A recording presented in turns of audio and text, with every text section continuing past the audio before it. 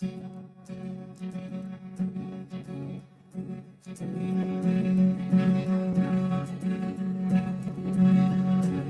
sold my soul to the bottle. Still none of my friends have left me yet. I'm the same man I was since the age of 13, and I've lived my life with no regrets. If you're looking for some freedom, all it takes is 10 drinks minimum. If you're looking for rhyme or reason, all it takes is 10 drinks minimum. All right, man. Hey there, hot dogs. Welcome to 10 Drink Minimum. I'm your host, Chris Burnett. Holly Ann's here. I'm here. Hello. And let me see. Smiley's here? I'm here. Do that again? I'm here. Do it again. Cool. I just wanted to make sure which mic was yours. Okie doke. And from the band, is it Gilead Rises? You got it. All right. Because you always go, whatever. And I'm like, no. Well, you can say Gilead if you want. Yeah. We've heard it all, but it's Gilead. We have Craig. I always love saying Craig because it reminds me of the movie Friday. I get that a lot. Is it Buchanan? Is that how you say last You name? got that last name right, yeah. Yeah. The first name, it's Craig, but that's the English pronunciation. I'm pretty sure I said the same thing you just said. You said Craig. You know, that's actually a big distinction right there. You said Greg with a C. But I have learned in my... I'm going to shut that camera off real quick and that microphone. I'll get my coat. You wanted to know if I was sassy? I'm sassy. Oh my god. I shouldn't have said anything. I just felt like you weren't very... Craig. That's me. Go Craig all the time. Craig. Hello. There you go. You do the whole podcast like that. Did you just mute me? Oh, I don't think I muted you. can No. hear you. No. Yeah. No, you're not muted. I think it's my headphones. Yeah, I think maybe. I was you muted. like, how dare? No, I didn't mute you. He's trying to mute me. I'll mute Craig. I'll just get closer to you. Come Get over your with mic. some blood pudding. I've had that. Ew. I've had it also. What's wrong Yeah, with your I cuisine? have too. What's going on over there? I don't know. That's why I came here. Okay. You're You the don't- only person in this room that hasn't had blood pudding, so I don't know. Maybe you're the one at fault here. You don't like fish and chips? I'll eat fish and chips. We call it black pudding, though. Ugh. Yeah. Do you like black pudding? I used to. I'm a vegetarian now. Oh, fair. Oh. Yeah, I'm weird. I'm the weird English guy. Yeah. I got my non-alcoholic here. Yeah. I got my no beef, No beef. No beef. no fish and chips. No fish and chips. Because if you're a vegan, you can't have anything, right? I do dairy. Well, you can have like potatoes still, right? Oh, I do the potato. There You you gotta go. have some spuds. There Why you would go. why would potato be not a thing? Well, he can. Potatoes have feelings too. Yeah, come on. Man. Well, he's, that's all, only, he's all, I don't eat potatoes because of the Irish. We're not going to talk about the Irish thing. it's like I'm eating kidding. their hearts. We're not getting it. I don't want to get. Yeah, we don't want to rile everybody up. I remember. So, one story about it. So my dad's side of the family is Irish and English, Okay. and my joke is like I was like, man, there was a really rough wedding in there somewhere. And I tell this joke, and I'm dating this girl, and she goes, "What do you mean?" I was like, "Well, an Irishman or a British person Right. married an Irish person." She's like, "So, okay." And I was like, "Well, you don't know world politics, do you?" Yep. I was like, and so I started explaining. She goes, "Well, that's not always true." And I was like, "Well, at that time in the world, it pretty much was, yeah." Yeah. Well, it's like me and Aurelis. She's German. Oh boy, Oh, dear. So German and Puerto Rican. Hey, love. she's in that thing. And so then I was telling her, I was like, "Have you heard of the drink, the Irish car bomb?" And she goes, "Yeah." I go, "They didn't just name the drink that; it's from something." I was like, Yeah. Yeah. Yeah. I like to teach people about what that means. You don't drink tea. I don't drink tea, no. Oh my gosh. That's weird." What? Okay. I was going to bring you some tea bags from my missus's stash. just steal some. Little PG tips for you. Little Tetley. I like tea. I mean, I love drink tea. I prefer tea over a coffee. I think. I don't Yeah, know. I do drink more coffee though. I would do prefer. tea if I had to. If you said I'm making you a caffeinated warm beverage, Mm-hmm. take your pick, it would be tea. Really? Yeah. Okay. Oop. Oh, dramatic music. Wrong button. Wrong button there. Smiley. It's Are the we dog. starting over? No, I'm a little worse for wear, man. I've been drinking for okay. So What's wrong, Chris? I don't drink as much as I used to. You always drink Malort, Chris. Yeah, well, I don't have any. We drank it all. Did we actually? No, we have like a third of a bottle left. I got to order a new one. Oh my god. So the world is jealous of me right now Why? because of what happened yesterday. What happened? Oh, I'm jealous. I'm jealous. WWE legend Trish Stratus gave me a piggyback ride on stage, Oh my god! and I posted the video today. How did I not see this? You haven't seen the video? No, it probably because I have a toddler. I watched it twice. I didn't have a chance to look at any photos either. And it's funny because I was telling people the story, and they're like, "I don't believe you." And I was like, "Okay." I said, "Somebody will have video," and sure enough, somebody had it. I don't know where I posted it at. Somewhere here, probably. Saw it on your Insta. Yeah, we're broadcasting from there right now, so I know it's on my Facebook though. So Yeah, Billy gave me a ride here, and he's like, "Oh, I see you had a good time last night." there it is. There's Trish Stratus. There's me mounting her. Oh my god, that's amazing. Like a natural. You got to mount her. I know. So pretty much, I've decided that my life is just downhill from there. I mean, that's, yeah, you know. you can't get any better than that. Someone Austin Farrar says I watched it multiple times as well. I have watched it multiple times as well because I don't believe it happened. And I want to say this about Trish Stratus. She was really, I mean, you're talking like, she has like 2.5 million followers on like Instagram. She's like, she's a huge star, Yeah. She was at all times behind the scenes. See, like I'm a behind the scenes, like they don't know that like when, I'm back there with them and we're about to go out and all that stuff, that's not like private times. I do a podcast here Yeah. for the world. And Trish Stratus, world class, absolutely through and through. She's funny. She was like, because like she first walks in, and when I first see these people that I've like admired for my whole life, I'm a little stunned a little bit at first. And she like walks over and she's like, "Do you know where the bathroom is?" Because they're just like, they're thinking like, oh, you work here. And I'm like, no, and I'll help you find it. Then we walked around and I helped her find it, and we couldn't find it. And, she's just making jokes the whole time. And she's like, dang it. She's like, well, I can't go out there with a full bladder. That's not going to be good, right? I was like, probably not. And then I'm kind of glad because she gave me a piggyback ride. That could have been bad. Yeah, it could have been real bad. I mean, it would have been ultra viral, but, Trish had his piggyback ride, fat guy, and pees all over the stage. It'd have been like up there with like Fergie, right? You're the one that made her pee. Yeah, right? Oh, man. So then I end up like finding someone, and I was like, they'll find. And yeah. But the other wrestlers were also nice. Big sexy. He was there. Here's the thing about Kevin Nash. Do you watch his podcast? You ever watch it? Mm-hmm. He's pretty curmudgeon. And that is fucking like that's the case. And he lived up to it. Oh my God. But he's funny. Like he's really funny.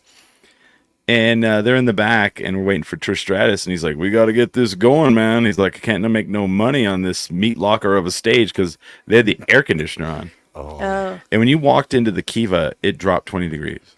I'm not exaggerating, right? No, it was crazy. It was freezing cold because Tom Segura was the night before, and I guess it was burning hot in there because of all the bodies. Oh. So they left the AC on thinking it would be the same thing. And it was probably like 39 degrees on stage. Oh my God. It was colder than outside. Yeah, it was bad. And the only thing Kevin Nash would answer on stage is in reference to how cold it was. Oh, wow. Okay. The whole time. Like they asked him a question. They're like, so what's the craziest thing? They ask everybody a question. What's the craziest thing you've ever signed? And he goes, oh, mine's a cadaver. And everybody's like, whoa. And he goes, yeah, right on the arm. And he goes, oh, wait. That's me. I signed my arm. That's all he would do. And, but he was still nice. So then I go to get a picture because I wanted, I try to get pictures of like the people I do panels for and then I like, and what. So I go to get a picture from him. I walk up and he goes, immediately looks at me and he goes, yeah, I found out why that fucking air conditioner was on. He's like, and that's how I know because the Tom Segura thing. And that's all he wanted to talk about was the fucking air conditioner still. And I was like, oh, okay, I'll take this picture. And he's all, Chris, NWO for life, Kevin Nash. Thanks. He's all, I hope they turn the air conditioner off. Oh my god. Would have been good if he'd have put that on there as well, right? That would've That extra note. That would have been pretty cool. But yeah. Never forget the air conditioner. Fucking Yeah, air Vulcan conditioner. and I can't wait to watch this podcast this week because I guarantee he's gonna. He's gonna talk Talk about the air. That'll be the podcast. Yeah. It'll just be him talking about the cold. Okay, Yep. you know what? I was sitting in the audience there yesterday, and it was freaking cold in there. Mm-hmm. They weren't kidding. It was like being in a meat locker. I'm like, No. good thing I have my gloves on. I did the ET panel, and I tell Henry Thomas. It's Henry Thomas, D. Wallace, and Thomas Howell. He dropped the C. He's no longer C. Thomas Howell. Apparently, he didn't iterate that to me, but I saw it on his poster and he introduced himself as Thomas. But we're in the green room, and I was like, I cannot iterate you to you guys know it's freezing cold out there. So then we get out there, and she's like, you were not kidding. It is. She was not happy about it, but she was not like, Yeah, she upset. She kind of moved on. She made like Elsa and let it go. Yeah. I have no idea what that means. Of course not. Like, is that Frozen? Yeah. We'll just have a Frozen session. We were talking. It ties into what you were talking about last night. So Yeah. Yeah, now we'll talk about Disney movies. Well, so it's funny because like I told Thomas Howell in the green room the story about my girlfriend. So my girlfriend worked on the movie Obliterated. She was the COVID compliance. And she's like, I want to watch this show Obliterated because I worked on it. Have you seen that show on Netflix? It's I'm not gonna say it's good. It's very campy, like action. I'm trying to think what it's like, but it's very campy. And they go, get the bomb squad in here, and she goes, oh, this bomb squad guy is crazy. Like, she's like, in a good way. She's like, behind the scenes, he was just high energy and like crazy. So I'm thinking like, oh, okay, cool. So this guy comes in, he's like gray hair guy, and like I meant to ask him how they did it, but like, it's fucking C. Thomas Howell. And I was like, what do you mean bomb squad guy? I was like, that's C. Thomas Howell. And she goes, I don't know who that is. I was like, you don't know who Pony Boy is from The Outsiders? And she goes, no, I've never seen The Outsiders. So I tell him that story, and he's like, your girlfriend's never seen The Outsiders? Sounds like you got to break up. Wow.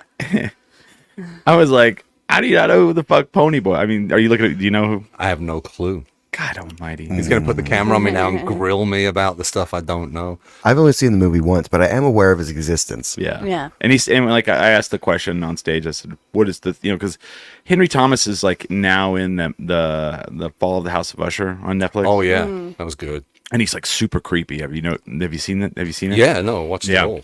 And honestly, in like real life, like he's real timid. It's kind of interesting when you meet people like that are famous like that and are super timid. But like I wanted to be like, man, you played a really creepy dude really well, but I didn't. But like, so I asked them all. I'm like, what do you guys know? Like, when do people yell at the airport at you? And fucking C. Thomas Howell goes, I get Stay Gold and Pony Boy about 72 fucking times a day. And I was like, I bet you do. Yeah. That would suck, right? Everywhere he goes, stay golden. Yeah. I don't know that it would suck. I was gonna go, well, did you stay golden? Did you? Do you know what you know what it is? Like, so The Outsiders is a really famous book, and Francis Ford Coppola made a movie out of it, and it's about greasers versus socias in Tulsa, Oklahoma in the 50s. Okay. Right? And all the greasers, it's funny because like the guys who play the socias like went on in life to not really, like the actors went on to like not really do well, but all of the greasers are like the most famous fucking actors of Yeah, like you of would like know the any of them. of the 80s and 90s. It's like Emilio Estevez, Ralph Macchio, Patrick Swayze, Tom Cruise, Matt Dillon. All names I know. Yeah. God, I'm trying to remember. You got to Yeah. see the movie. Oh yeah, I know, yeah, now I'm like, and, wait a and then second. and then C. Thomas Howell is the main character, and he plays Pony Boy. Okay. And one of the characters dies, and while he's dying, he's like, "Stay golden, Pony Boy," and it's like just super like you're like, oh god, yeah, it's pretty, and they're always fighting against the rich kid, but it's just a classic. Like Austin Farrar says we watched it in the 8th grade. Yeah. Arella says she's very disappointed in you. She's got a lot of disappointments in me. That's the truth there. But it was a good time. We got Smiley in. Smiley got Bam's autograph on his skateboard. I did. I got my I have it. Damn it. awesome. Fucking love Bam. Yeah. I heard he's actually clean now. Okay. So And that he looks really good. Yeah, he looked. he looked normal, which means he must be clean. Yeah. Because he was looking pretty bad. He was. And I was like, oh, he looks like a regular person, so he Yeah. must be. So what they were saying, so I had breakfast with somebody close to him. I didn't actually meet him, but I met his fiance. His table was so long that it was crazy. I could have probably walked over and talked to his agent and said, hey, can I meet him? But for me, it's like, if it happens, it happens. If it doesn't, it doesn't. But she was telling us, she was like, yeah, man, he's doing really good. And they came in Thursday, and he just went right out and started skating everywhere. He was at Los Altos. They went to all the skate parks, and then of course they were skating the Arroyos. Yeah, which totally illegal, but she said, yeah, he was just going out there by himself, and then like the kids would just be like, holy shit, and then get on the phone and like. I had a moment. I was holding my son's hand. He wanted to walk up and down the stairs, which is, I don't know why. My legs hurt horribly today because he just wanted to walk up and down the stairs. He's just giving you some exercise. Yeah. He's like, Mom, you need your steps. But Bam was coming down or up the opposite way of where we were going, and he had like security people with him. Yeah. And I was like, who is this? Because he had like a bunch of security people, and he had like a hood over his head. And I look over and I went, oh my God, that was Bam Margera. And I wanted to say hi, but I didn't want my son to fall down the stairs. So I chose my son over. So you threw your son. You threw your son at Bam. I should. You're all welcome to Jackass, and you threw your kid. Right. And then immediately after that, there was a guy dressed as Santa Claus. Oh, wow. And like, I thought, oh, we'll get up the stairs and then maybe I'll like walk over there and say like hi or something. Yeah. And Santa Claus decided to like say hi to my son, and Ian hated it. And so that was it. He's all, yo, dude, it's January. Ian did not like Santa Claus at all. So you're a little light. Wake up, bro. He actually was screaming, crying, going, ho, ho, ho, no. Wow. And I was like, okay, can you like go away? For the first time ever. Man, that guy's really good at scaring children. Yeah. Super good. For the first time ever at a con, I had a couple of interactions with just random con people where I didn't actually talk to them, but I made sure to stay away from those people. There was I'm sitting at Ming's table, and Ming, and I didn't know where he was, but I guess apparently they had called him, and they're like, hey, we have the American Gladiators panel, and no one is here to host this. So Ming bolted over there, and he hosted the American Gladiators panel, right? Well, I didn't know this. I get there, and I'm like at his table sitting there. Well, this kid keeps just walking by, and about the 8th or 9th time the kid walks by, he's singing a little chant to himself about how he may be going insane. And I hear the word he's like, that's insane. Maybe I'm going insane. That's what he says.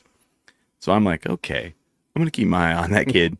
He's a little sketchy, gets people on. Then I didn't know they did this, but they have an all access pass. Yeah. Okay. I didn't know they had that. Well, and also, like, I didn't know an all access pass actually meant fucking all access, which I don't really care for. But what does that? Yeah, what does that entail? What does that mean? Green room? They could go in the green room. Oh. And I didn't like that, because like the green room is like for them to go in like when they're Chill. like they need a break and chill, right?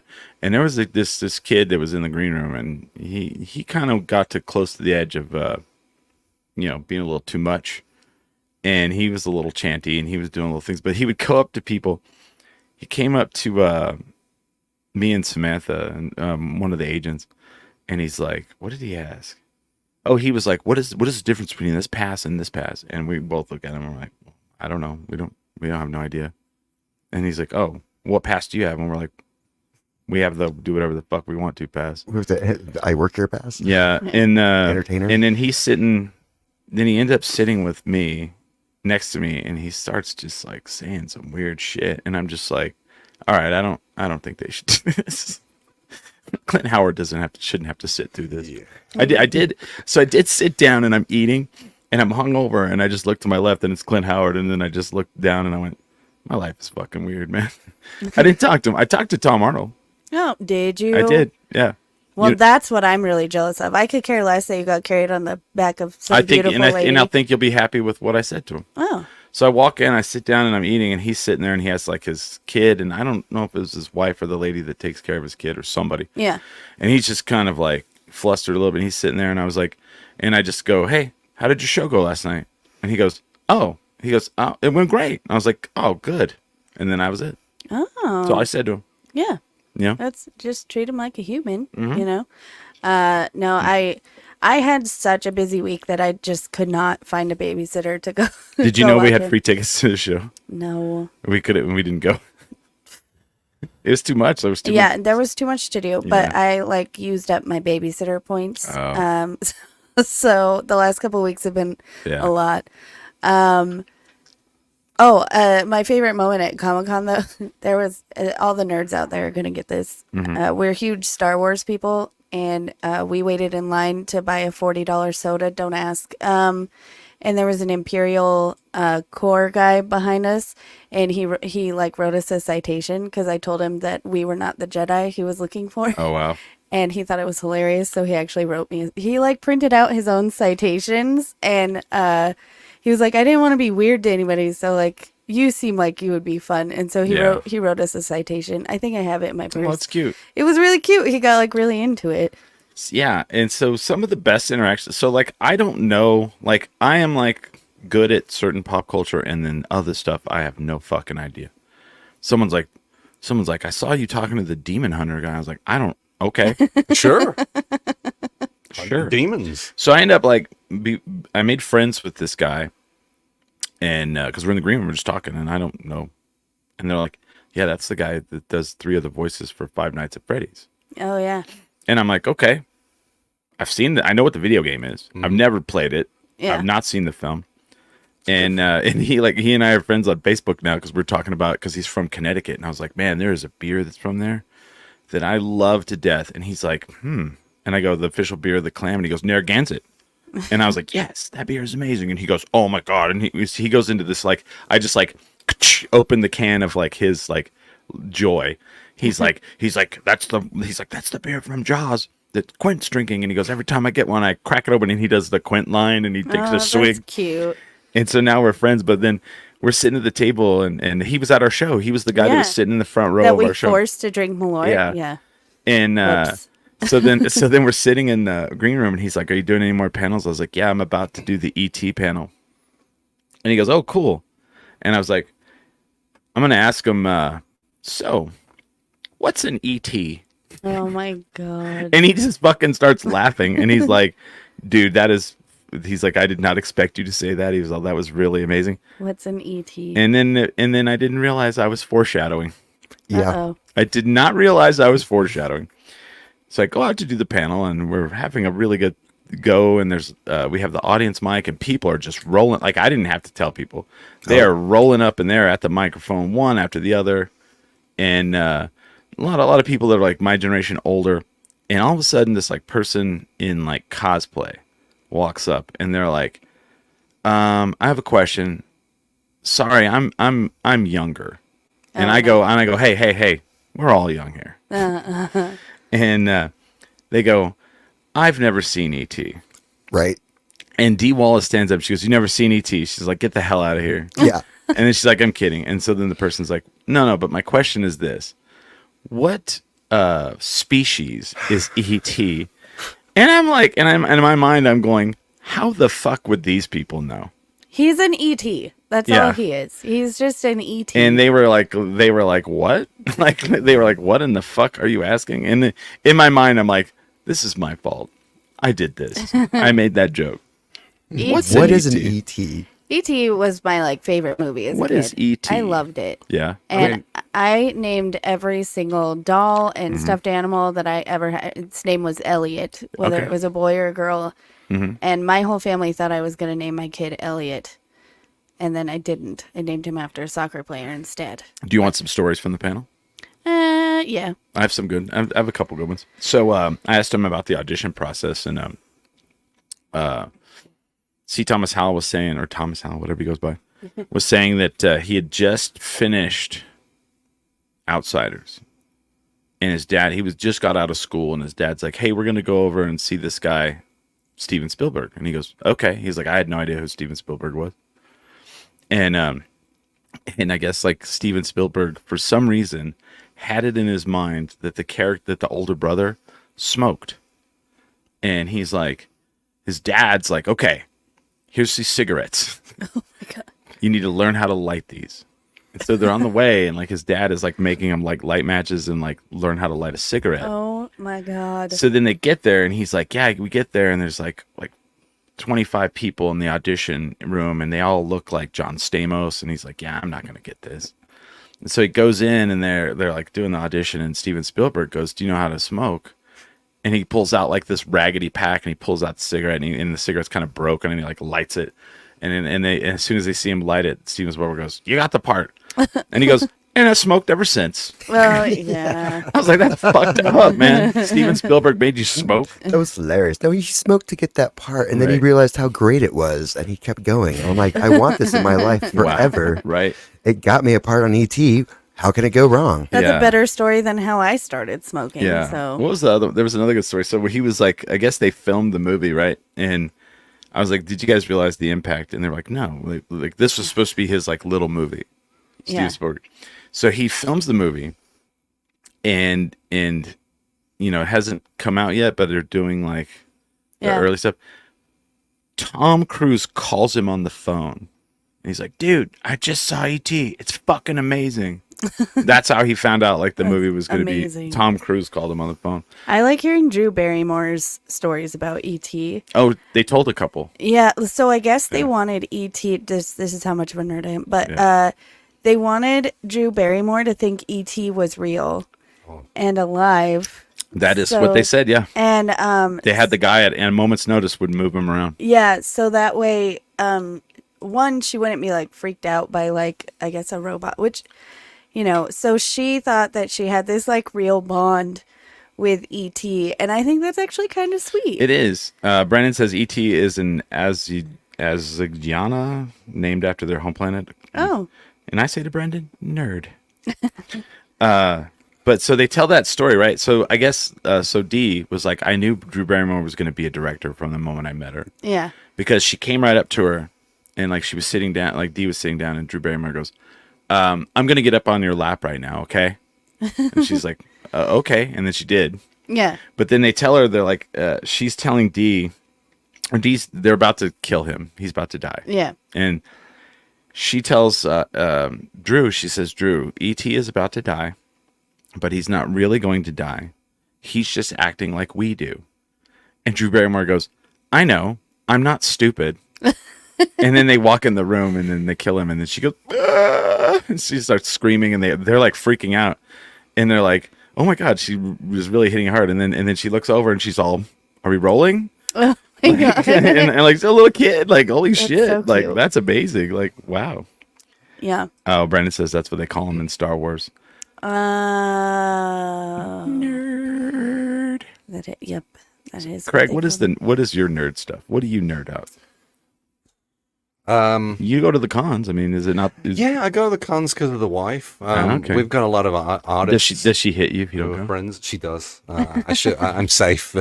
You're more of a music nerd, I would assume. Music nerd. Okay. But I also like old British comedies like Red Dwarf and The Young Ones and Interesting. Filthy Rich and Cat Flap and stuff like that. But music's my main kind of Mighty nerd Boosh. Mighty Boosh. Yeah, that came out after I moved here. She says Doctor Who. Doctor Who, old school. She convinced me of the new iteration. I was like, I don't want to watch this.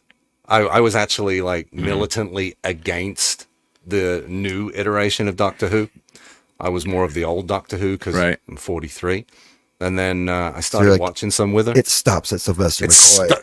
He was my favorite for the longest time. He was the one that was actively making episodes when I was like a lot like. Yeah. I was like, I remember when the new ones would come out. I had a crush on his companion Ace. I was Ace, little 9-year-old me or whatever it was. But yeah, so music mainly, and wrestling a little bit. Yeah. You were talking earlier about Trish, and it reminded me weirdly of when I met Christian. Oh, I did his panel too. Did you? Yep.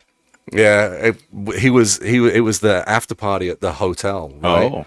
And he walks through the lobby, and I turned to Aurelis, and I was like, that's Christian. And she's like, who's that? I was like, he was the WWE World Champion. And then turns out, like, Carlos Ferrer, he was friends with him, and so we ended up going downtown together. Oh, really? Yeah, we went to Sister. No shit. Yeah. So I'm sitting at the table with all of them, and I'm talking to him, trying to, like, what do you do? You're not saying it like that, but it's treat him normally. But inside, I was like, holy shit, this is a Christian. He's great in AEW. I'm a wrestler. No.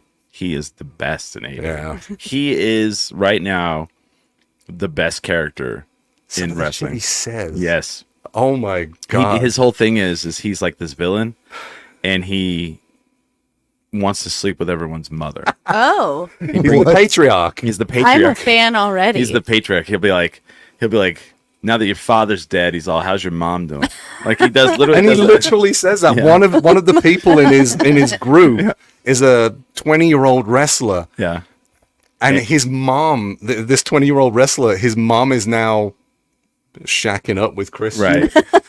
Because the dad's dead. Like, and he's saying stuff in front of his dad's legitimately dead, for real. Yeah. And he's saying stuff like, I'm going to take your mom to Pound Town tonight and stuff like that. Like, it's like, and then he calls the guy like his prodigy. He's kind of like he's like you're going to be my son. Like, and it's and the way he does it, it's so fucking weird.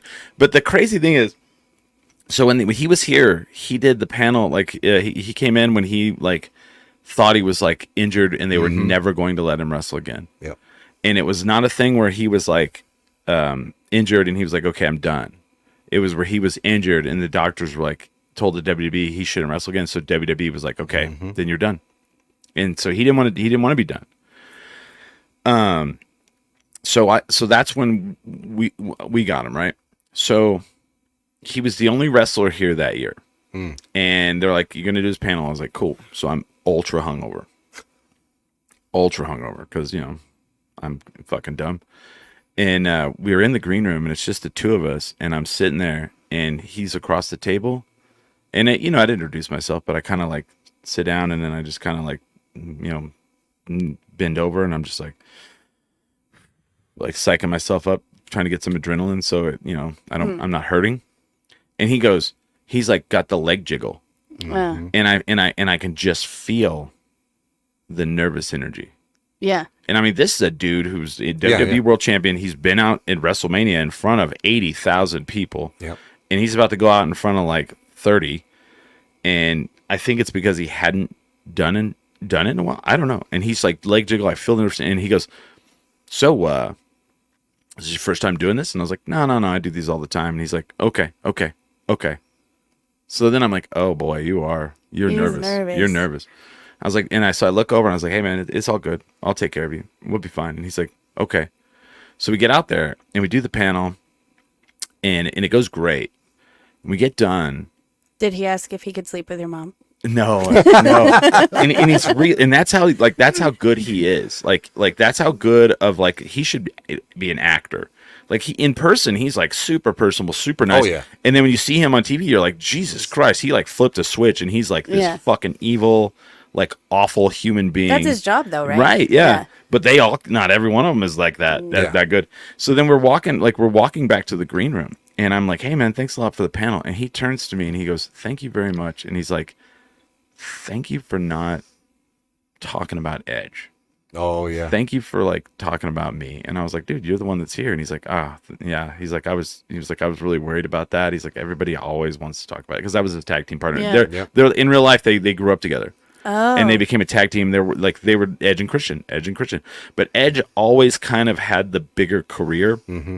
And so he would always, kind of get, and he was like, yeah, everyone wants to talk about Edge. And I was like, no, dude, you're the one that's here. And it was cool. And I was like, could I take a picture? He's like, yeah. And they did a podcast together as well. The Edge and Christian podcast. I have a story about that. So Hobo Hank is one of my friends, Joe. Yeah. And when we first met him, like he was just kind of local, and nobody, like the local people knew him, and he'd been wrestling 20-some years, but kind of never really, And I mean, that's just how local wrestling is, But so Joe starts doing our podcast, and people are listening to it, and they're like friending him from like all over the United States, all over the world. Well, he hits me up and he goes, Tommy Dreamer's going to come wrestle at the federation that was here. He's like, and I told him, I showed him that I had a green screen and all this stuff. And I was like, yeah, we can green screen and make a promo video for you. Oh yeah. And he was like, can you? And I was like, yeah. So he hits me up and he's like, yeah, Tommy Dreamer's coming here. I want to come over and like film one of those promos. I was like, okay. So he comes over and we put the green screen on, put the lights on, and film it. And then I put a background on it and I give it to him and he posts it all over. Well, Tommy Dreamer sees it. Well, Tommy Dreamer was their guy that would call into their podcast. Oh. He did a thing called like Tales from the Indies. Okay, yeah. Because he was wrestling on the Indies back again. And he would call into their show and he would give stories from like the indie shows he went to. So Tommy Dreamer sees the promo and he fucking hits up Hobo and he's like, dude, this is awesome. He's like, I love this. Goes on the Edge and Christian podcast, which has like 80,000 listeners, plays the promo that and Smiley and a couple other people made with Hobo. Yeah. Yep. And then comes here and wrestles Hobo Hank. And he goes back and he's like, Hobo Hank is my favorite wrestler. Aww. On the Edge and Christian podcast. So then like a couple weeks later, Tommy's like busy and he can't do the podcast. So they called Hobo and like, can you call in and do the Tales from the Indies for... Wow. And it had it was like this little promo we made in my house over on 311 Rosemont. Yep. Like kind of like helped, to kind of jump his career up a little. And then Vice called him and did the Vice thing for him. I saw that, yeah. Oh, and we were there for that one. And we helped him do, like, he was like, I got a thing coming up. Can you help me with the promos for that? Mm. And he came over and him and Thunder came over. Yep. And Joe did his promos. And they were going to wrestle each other. This is inside baseball for wrestling, but Hobo does his promos, and then he's like telling Thunder, "I'm going to beat you down. I'm going to kick your ass." And then we put like a background behind him, and then save it. And then Thunder gets up and he's like, "Hobo Hank, I'm gonna," and then at the end of it, Joe goes over. Hobo goes, "All right, that was good, but change it where you say this about me." And then and like he's directing him, gets back up, films again. We put a different background behind him, and there's the two different promos, and then we filmed them in the same room, same place. Oh, yeah, it was in Chris's living room. Yeah, and there's like 5 people in there like holding lights and shit, and like Hobo, like we put like an alleyway with a trash can behind him, like just stupid shit, and then like Vice like used some of that, and it was kind of weird. It was really interesting. That's cool. Yeah. And so he's like, yeah, I was on the Edge and Christian podcast. I was like, that's awesome, man. Good for you. I'm glad we I'm glad we could help you do that. And that's just cool, Mm-hmm. But that's cool. You got to hang out with him. Yeah, it was because Arelis was with me as well, and there was a couple of other people there. Won't name names, can't remember names. Oh, yeah. Well, that's what'll happen. Like, they'll be like, we're going to go out and hang out. And these people will come out and party with me or us. And I'm like, what do you do? And they're like, oh, I'm a voiceover actor. And I'll be like, oh, okay. And they'll name off like 5 things. And I'm like, yeah, that's what Carlos, he I can't remember, video game voice acting. Yeah. But yeah, it was cool just hanging out. And I did not once mention wrestling because, if you're a celebrity, the last thing you want is for in your normal life someone to just kind of be like, "Hey, tell me about that time when you they threw you off the top of that thing." Yeah. Let me ask you about your day at work. What? Yeah. Right, exactly. Why? And so it's just one of those where we just hung out. One of the friends that was there, she was on a mission to find a certain type of man downtown. Oh. Yeah, she was on a mission for that. Yeah, nice. There's some interesting shit like that. Like, you get around some of these people, and every weekend they're in a different city, and they're just like numb to it. It's very odd. I mean, I guess that's how musicians are too. Like when you're traveling, you just get numb to and you've toured as a comedian, you just get numb to it, and and everybody wants to show you like the local color of everything. I don't know. I never got. I think Kurt toured more than I did. Yeah. So like he got tired of me because I would drag him to dive bars wherever we were because I like to hear the chisme everybody's talking about. Oh yeah. Because that gives me something to like talk to them about or I force him to. Yeah. Kurt pretty much only eats pizza. Really? Nice. I miss those days. That's like his favorite thing to eat. That's what I'm eating for dinner. And he would always want to like just order a pizza or something. And I would make him go to like a hole in the wall place. I would make him drive around and we would find the place that had the most local license plates. Okay. And I think at first he found it really annoying. Oh. Because he's like, I tour all the time. I'm tired. I would have like a bingo card of shit. Right. Yeah. And then eventually he kind of embraced it until I stayed out at a dive bar too late one night because I was new to touring. And I was like, no, we're on tour. You were nude and touring? No, new to touring. I also was nude sometimes. And that's a different story for a different day. Yeah. But he was like, okay, I'm just going to let it happen. And you're going to learn why we don't stay out super late. Yeah. Because we have to be up at 6 a.m. Yep. But I'm going to let it happen. Why you get us up to travel? Yeah. Yeah. Because oh, man. And driving in a car, especially if you're not the driver, hungover sucks. It's really bad. And also when the person you're touring with drinks chocolate milk on tour. Oh. That's Kurt's road trip drink. I bet the farts were amazing. It's like his energy drink. He's all, now it's time for chocolate milk. And I'm I would thinking just pizza and chocolate milk. I'm just like, it's fine. give me my pizza, give me that slice there, and where's my chucky milk? He listens every week. He's gonna kill me. I'm sure it's fine. I would just be that day he got extra chocolate milk because hung over in a car as the passenger because he also won't let me drive when we tour together because he's afraid of my driving. That's bad. It's like what? And I looked over and he had chocolate milk and I was like, could you fucking not? But anyway, we went to a dive bar. And that's probably the most fun I had on tour. Oh, well, I say this, for people that are listening to this who are not from New Mexico, when people from New Mexico come to your city, we don't want to go out and eat Mexican food. We do not. Do not. I went to Colorado. I went to Denver to do some shows, and they gave me green chili, and I threw it in the trash. Yeah, of nice. In front of them? In front of them? Yeah. Yes, right in front of him? With eye contact. I was like, fucking gross. You should have said, awesome. Can I get more? And then just scooped it in the trash. This is where this belongs. And I would like some more. Yeah, extra sides of green chili. Craig, I have a question for you. Because you're a football fan. I am a football fan. 49ers? No, Christopher. Again, Chris. You're the only one in the room. Do you have a favorite pundit? No. Well, what do these words mean? When I watch the Villa on TV, a lot of the people that do the commentary are previous players. Yeah. Yeah, and there's Andy Townsend, who is a Cockney, so he talks like this all the time, right? Yeah. He sounds like this. He says in it. Right, but he played for Ireland. Okay. Yeah, and he's probably my favorite because he always talks about fizzing the ball. Yeah. And I was like, I've never once heard that term in my life. And I'm talking to my friend in England he's American. He's a Villa fan. And I'm like, who's this idiot talking about fizzing the ball? And then I looked it up and it was Andy Townsend, Villa's old captain. Yeah. So I like Andy Townsend, but from the old days, Andy Gray, he's Scottish. He was another Villa player. You see the bias here? I see a little bit of a bias. Just a little bit. Little bit.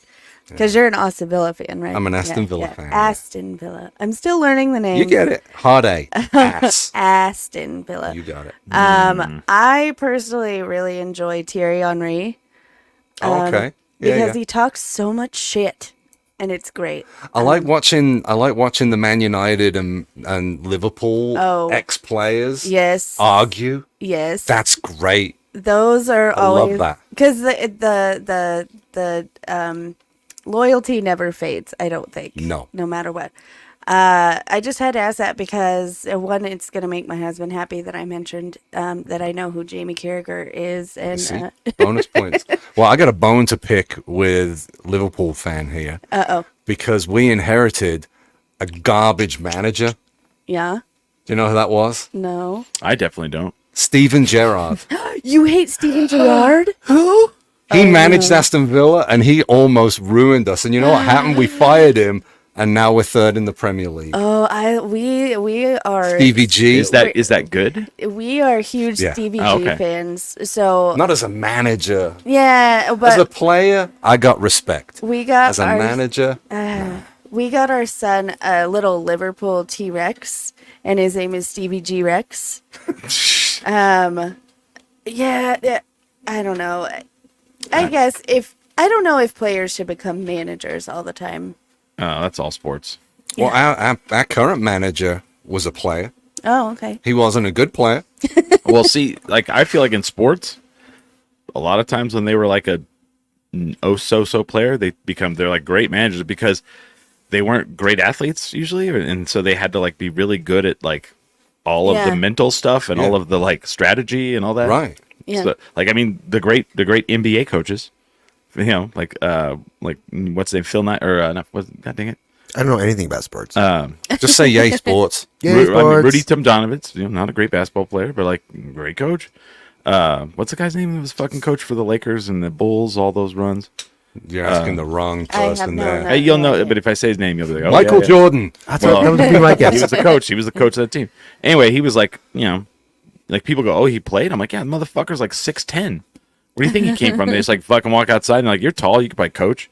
But like it's usually, like those players that weren't they had to like actually like learn and play in fundamentals and I'll tell you who my favorite Liverpool player was, though. Okay. Is that a good deal? That's a good Phil deal. Jackson. Sorry, they got me. Oh, my God. Phil Jackson. See, Brandon's listening. Phil Jackson did not play for Liverpool, Christopher. I know. I'm just kidding. When I say Phil Jackson, you know who Phil Jackson is, right? No? I don't. Really? Not at all. I know who Larry Bird is. Miss Jackson's boyfriend. Okay, Brandon, he won 2 titles with the Knicks, but I wouldn't sit there and go, oh, Phil Jackson fucking carried the Knicks to those titles. Oh, this is sports that Smiley and I like. Yay sports. Yeah. Yay sports. Yeah. And see? I'm trying to bring the sports in. I know. Not this weird kicking a ball thing that no one watches. With your feet, It's only America that thinks it's weird, though. Like that's the only sport I've ever if we're going to talk about a world sport, let's go into F1, okay? I mean, don't get me started on largest F1. sport in the world. Come on now. Is that flying airplanes? Pretty much. On the ground. On the ground. I don't know. I put that in the same place as chess as a sport. Formula One? Yeah. You it's think not a sport. They're driving. I mean, It takes a skill. But I don't see it as a sport. Like chess is apparently a sport. I don't see. I'm with you on that. But to call F1 not a sport where you have to have the hand and eye coordination. Have you ever watch the Drive to Survive on Netflix and tell me that those are not. I get you. It's just an opinion. It's unpopular opinion, but it takes talent. Yeah. But I wouldn't get on a plane and cheer the pilot for delivering a good landing, like I do. Well, I wouldn't either because the computer flies the plane. All right. But no, like I used to watch F1 when I was a teenager. Yeah. I watched was it Ayrton Senna die? Yeah. I was watching that race. Have you? Okay. You guys probably. We'll talk about this. I'll talk about the second. Go ahead. No, I've lost my train of thought now. What Favorite Liverpool. Yeah. Michael Owen. Oh, okay. Michael Owen was an amazing player for a very short period of time until he got like messed up. I got no problems with Michael Owen. Goddamn Brandon. Is he still? Wow. See, I'm telling you. All right. He's proving my point. I have no idea who it is, though. Wait, does skateboarding count as a sport? Yes, absolutely. Oh, nice. All right, I do like that sport. And Robbie Fowler was cool. Did you see that goal celebration he did when he snorted the white line? Yes. I was like, I didn't like Robbie Fowler, but I thought that was funny. Like, he's funny. Because he was accused of being on drugs. Yes. And so he scores a goal and the lines are all white on the pitch. And he gets down on his knees and goes and starts snorting the line. You wouldn't see that these days. You wouldn't see that these days in full, but that was great. Oh, oops, sorry. Oh, geez. I'm getting played out. We're getting played off. I know. Wow. No. So my favorite football player of all time, it's so funny. I was pregnant with I had just had my son. He was in the NICU. I was like having a hard time. And the World Cup was going on. I think it was a World Cup. Something was going on. 2021. It was some That was the European, I think. Yeah, it was a European Cup. Yeah. And Chiellini was playing for Italy. Okay. I believe. Yeah. And he was an old guy about to retire. But I fell in love with him because he was so happy when he was playing. Like, you could just see him smiling, and like nobody knows who he is. Yeah, I have no clue. But I fell in love with him. He retired this year. I think he came over to the MLS this year. I don't know. Okay. Because that's what you do. You're like, I'm gonna retire. You go to America. I'm just gonna go play a couple of years. I mean, I think millions. he was like 45 years old. Like, he was, yeah. And so he retired, so I had to find a new one. And I have fallen in love with Mohamed Salah, not just because he's Mo Salah. I love him. Oh, I know. ex-Chelsea player. I know. But he's so good. I have to say that because I know that rubs the Chelsea thing. Yeah, but it does. Let's be honest, Liverpool made him who he is. So, yeah. His hair, he's so cute. His hair. That's what I always say. Yeah, in fact, you were saying that when we met at the start. You were like, Mo Salah. Yeah. Liverpool made him. Yeah, not Chelsea. Everyone knows that. Everyone knows it wasn't Chelsea. Everyone knows that. Everyone knows. We're at the end of the first hour here. Okay. So you're with the band Gilead Rises. You have a show coming up. Tell everyone about it. Yeah, show next Saturday at Launchpad. We've got 12-Step Rebels playing. They're headlining the show. Us. A band from Tucson called the Res Tones, Native American rockabilly band. They're really fucking cool. We got to play with them last year in Tucson. Okay. And Shit Out of Luck. That's the name of the band. That's the band. Or are you threatening me? I'm threatening you a good time. Okay. That's what the 27th is. But no, Shit Out of Luck. They're opening. They're from out west, Gallup area. Oh, nice. So it was supposed to be the Ouija chords, but something happened, unfortunately, there. But yeah, it'll be a good show. So it's a rockabilly, horror, punk. I love it. Rock and roll night. So. That sounds like an amazing time. Mm-hmm. Get out there, man. Get tickets now. Yeah. Because like you said, tickets are more expensive at the door. Yeah. Get them online. Get them online. Buy them early. I don't think you can get them online. Never mind. I think it's buy them at the door. I don't think it's that's sometimes they do but that. But yeah, that'll be a really good show. It'll be a really good show. And we'll be playing, hopefully, we'll be playing a couple of new tunes as well. Yeah. I say new tunes. We played them at our album launch last year. Yeah. But we haven't played them since. So. Okay. Holly, you got anything going on? Nothing I can talk about yet. Okay. I don't think I have anything. Well, I did return to the DCCW wrestling last night. I thought you were in the ring. I returned. I said, I know that guy. I'm in the ring getting booed. I got booed. I know. Why did you get booed? They messed up my segment. Oh. The guy doing the thing messed it up and it ran long. And it was kind of hokey. It was hokey, but that's okay. I didn't write it. People don't get mad at me. I didn't write it. They hand me the script. I thought we were supposed to boo at you. No. Oh, well, everyone else was booing it, so I went right along. Boo? I sure did. Thanks, Smiley. He just follows. He's like, yeah, boo you. Wow. Yeah, I was all like, hey. I was like, hey, Dan, are we booing Chris? And he's like, I think that's what we're doing. So wow. Boo. We were supporting you in all your endeavors. So you booed me, and then the villain came out and stole the microphone from me, and you were cheering him? No, I think I went outside and had a cigarette at that point. Oh, Chris isn't even on stage now. What's the point? If it makes you feel better, Chris, I told my 9-year-old, I know that guy. Nice. I'm going to go over and do a podcast with him tomorrow. That's what I did. What did he say? He just nodded at me like, yeah, Dad. Well, that guy sucks. I don't care. He actually, it was, I'm sorry to take this away, but there was a point, I can't remember which match we left after the intermission. Oh, okay. But my son was like, my 9-year-old was like, I really want to flip that person off right now. I can't remember which wrestler it was. Well, you missed the Ming Chin part. I know. But I said, do the English one. I said, do this and flip them off like that. So that Americans don't look at you going, and thinking, oh, you're a bad parent. I guess your son just saw me and said to say hi from Wyatt. So. Oh, there you go. Aww. Nice. There you go. So Wyatt's watching as well, my 9-year-old. Hello. I gave him permission to swear in English. Yeah, that's right on them. Mm-hmm. That's parenting done right.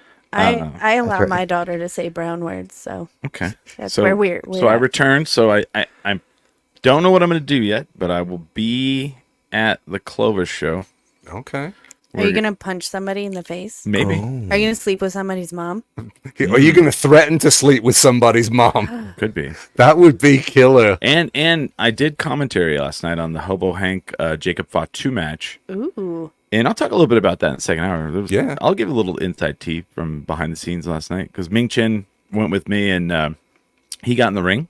Yeah, and he got a little physical. Oh. Ming got to get physical in the ring. Isn't that crazy? Wow.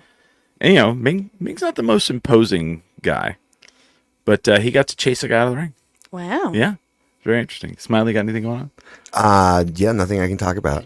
Okay, Smiley and I are very informative. Make it up. thanks a lot, guys. Hey, I'll let you know, or I'll forget. Yeah, and sometimes I get booked on things that they're like, you Right. can't say anything yet. No, I got you. So. That's cool.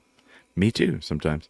I do. We should probably in the second hour talk a little bit about our live show that we did last Yes, we Thursday. should. Oh, wow, yeah. That Craig was not at. Thanks, Craig. You're welcome. Oh, man. 3 kids. Yeah. Hey, I get you. No, I know. It's I'm hard. messing with you. I'm just messing with you. I have a Babysitters cat. are hard to come by. Sometimes I forget to feed him. Yeah. I'm not in the same boat. I have to feed the dog. Yeah. I'm glad you reminded me. I'm forgetting I got to stand up. Your dog's going to go crazy. Well, she'll do that when you stand up here in a minute. But we're going to take a break. We'll be right back. About 10 minutes. With that, we are 10 drink minimum.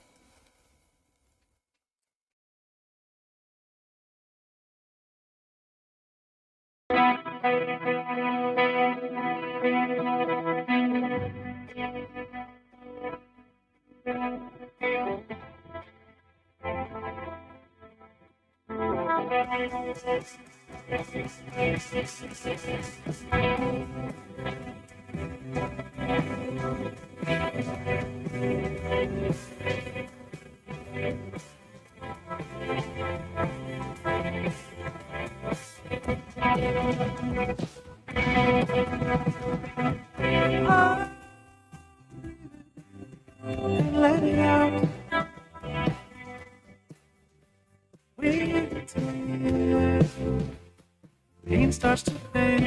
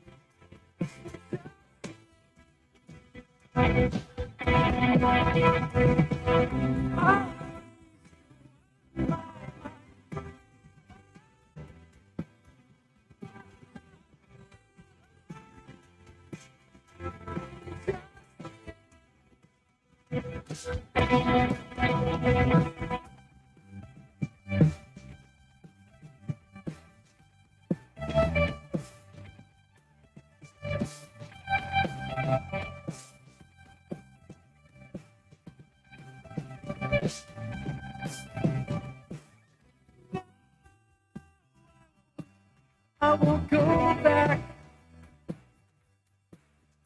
to what in the past.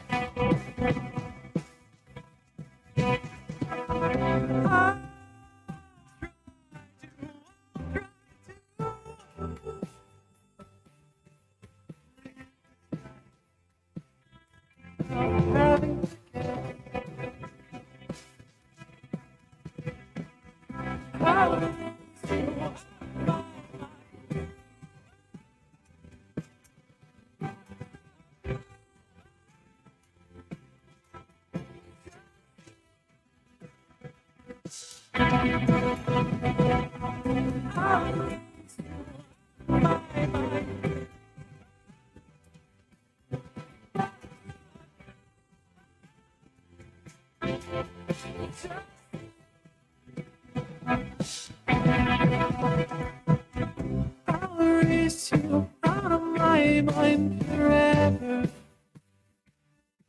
but it's not forever. It's just the end.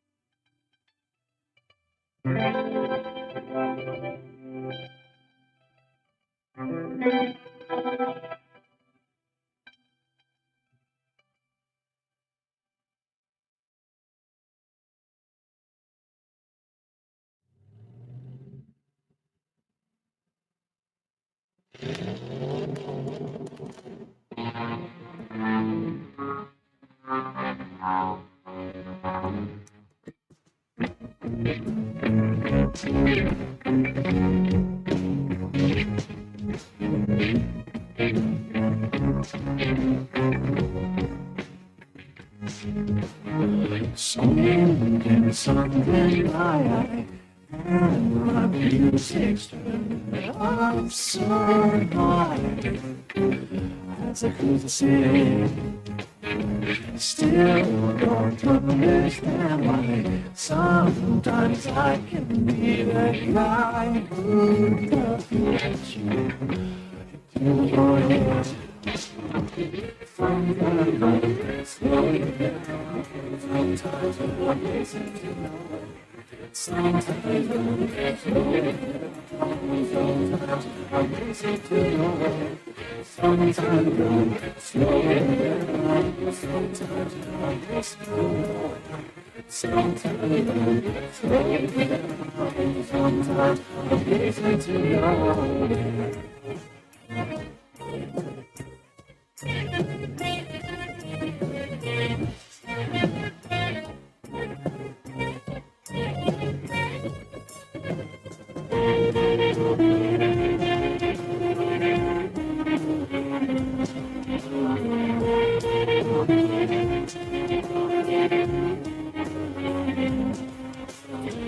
I'll be coming from the artist.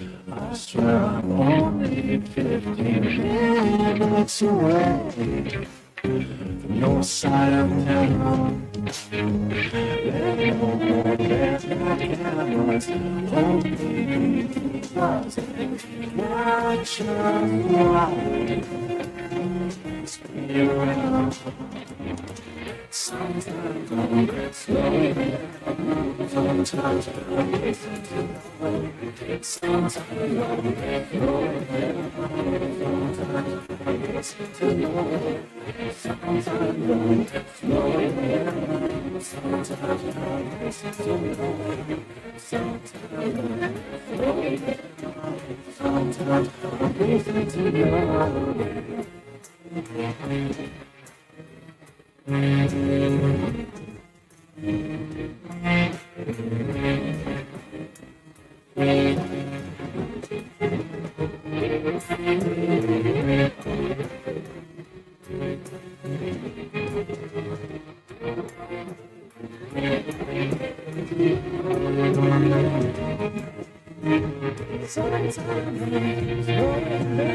Sometimes I'm racing to know. Sometimes slowing down, sometimes I'm racing to nowhere.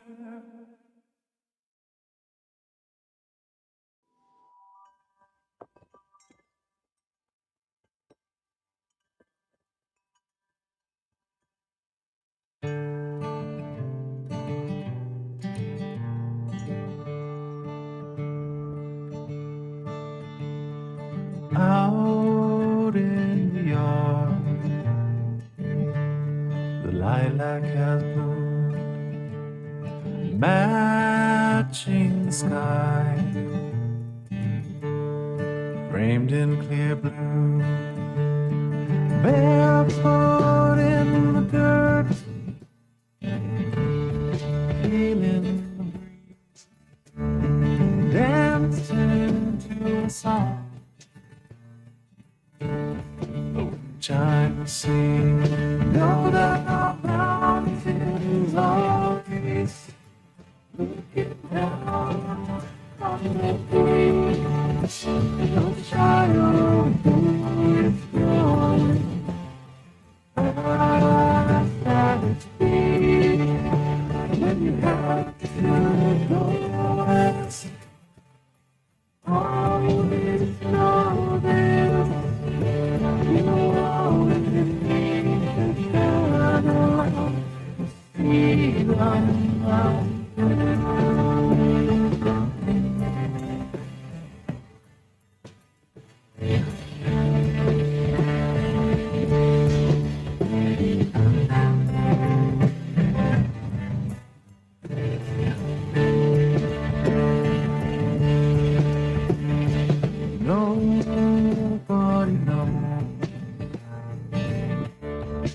hours open. All that I did was plant the garden.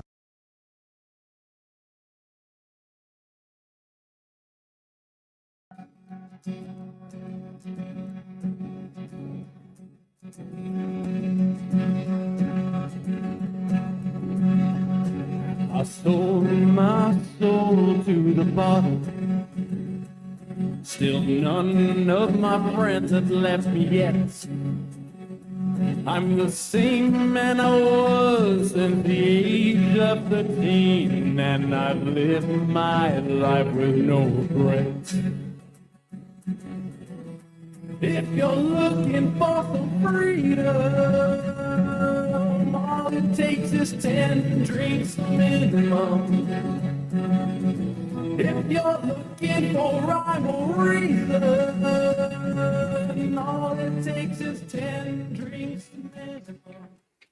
Ooh, how's it going, all you hot dogs? Welcome to 10 Drink Minimum, sponsored by Topo Chico. I did not bring that up in the first time. I should have.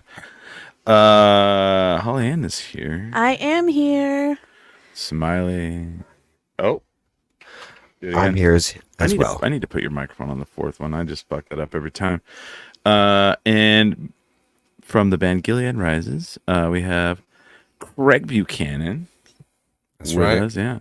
You guys have a show coming up next Saturday? Mm-hmm. Yep. Next Saturday at Launchpad. Yeah. Be a good one. Get out. Check it out. A little there's a lot of shows that day. Rockabilly. Is there? Who else is playing? Well, let's not. No. We don't want to talk about there anybody isn't. else. No, there isn't. Nobody else matters. Me. I booked this back in September last year. So don't you hate that? You're like, son of a well, because bitch. there are other shows that I would have gone to. Yeah. That's the thing. I was well, like, that's the one thing that drives me crazy about Albuquerque. Some weekends you'll have like nothing to go to. Yeah. And then the next week there'll be 5 things and they're all on the same night at the same time. And you're like, shit. Can I just say something? I am super proud of the comedy scene here. Because on Thursday, I had my comedy show, our live show, and then there was just comedy everywhere that night. It was nuts. I'm so proud of us that we have first of all enough comedians that that happens now, but like enough show lineups that I was like, dang. Yeah. I have childcare tonight and I would be at any of those shows. Well, and we did our live show. We did our first live show at Dry Heat Comedy, sponsored by Topo Chico. Topo Chico graciously gave us free alcohol to just hand out to kids. Just kidding. To hand out to people that are over the age of 21. We had a private 21. Steven Spielberg. No, he's not going to make. I'm not going to make you smoke, guys. We had a private event for our fans of the 10 Drink Minimum Underground group. Yeah. And man, we had a great turnout. We had so much fun. Yeah, we had Ming Chin there, and I don't know if I made, but I tricked about 15 people into drinking Malort. Yeah. Yeah. No, they were lining up. And there was some guy in the front row. Oh, that dude was crazy. He was at my comedy show and stayed. Yeah. And maybe I shouldn't do that for the next private show. Just kidding. Oh no. Yeah, he was fine. He was fun. I'm just giving him shit. Yeah. But he was so excited for He was a fan of the show. Yeah. He talked to me after the show. He's like, I watch your show. Oh, that's amazing. Smiley, you're my favorite. And I was like, I have a fan. And of course, he's the crazy guy. And he was the crazy, like, probably a serial killer guy. The guy that talks to himself at the cons. He was very nice. He wasn't one of the ones I saw, but he would be. Yeah. Fits the bill. No, I'm kidding. He was so excited for Malort, and then he liked Malort. Wanted more. Did a shot of it with Ming and I and you at the after the that's show. right. Yeah. And then said that it wasn't as bad as isopropyl alcohol. Which we all went, okay. So you're an alcoholic. That's cool. Something's going on there in your life that we don't need to get, But I mean, awesome. Best turnout.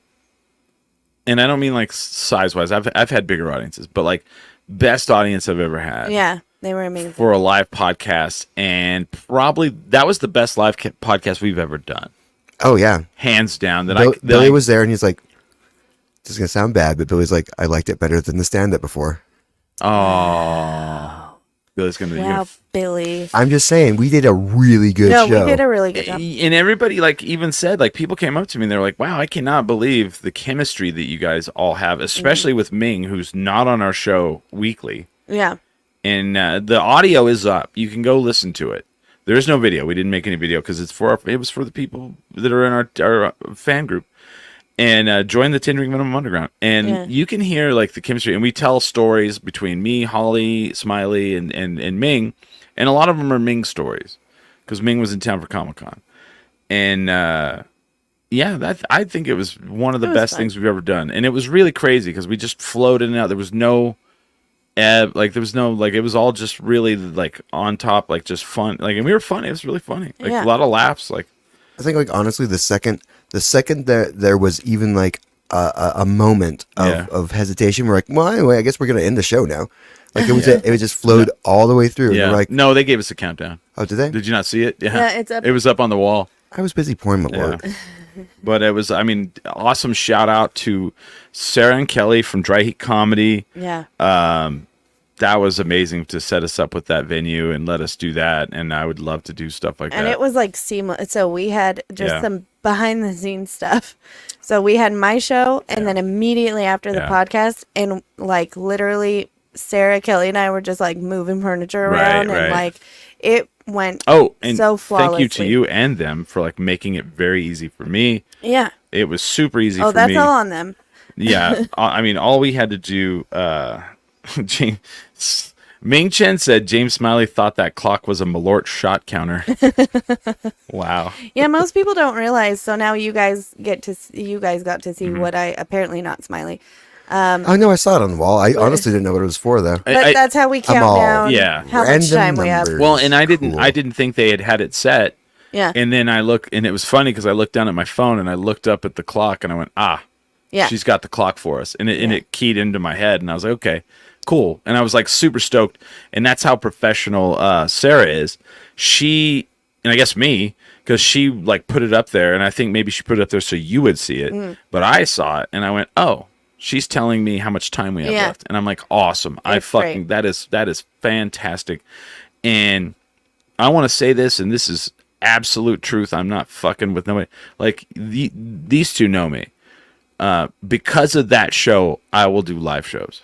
Yeah. I loved it that much, and you know how I feel about that. Well, and it was great at the comedy club. I think one thing that really helped is like the setting is to pay attention. It wasn't in a bar. There weren't random drunk people walking up and poking us and whatever else they used to do. Those were rough. They were fun, but they were rough. Dude, there was a time from the art bar, some dude just came up and sat with us. Oh yeah. And I didn't know what to do at the time. I'd probably tell him, I'd be like, Well, that's how we first met. Remember, my ex-boyfriend literally commandeered your podcast. I do. And he made me think that he like had arranged that with you. Right. And then I figured out that was not the case. That was not the case, and I don't like your ex-boyfriend. Yeah, I don't either. But magicians. But because of that, I will now do live shows. Yeah. That's cool. And be happy about them. And because of Sarah, because of you, Holly Ann, and Sarah and Kelly, I will do them again because they know what the fuck they're doing. Yeah, no, they're amazing to work with. And it fucking drives me nuts. That reason why I don't ever want to do them is because venues, and you know this, Craig. Venues just want you there. You're the one on the left. You're just there. That one. You're just there to make them money. Yeah. Right. And they don't give a fuck what you need, really. Yeah. Most places. They don't really give a fuck what you need. And they're always geared towards music. And that's why it always makes me mad when a place is like, we're a music venue, and they don't have a PA. No, you're not. No, you're not.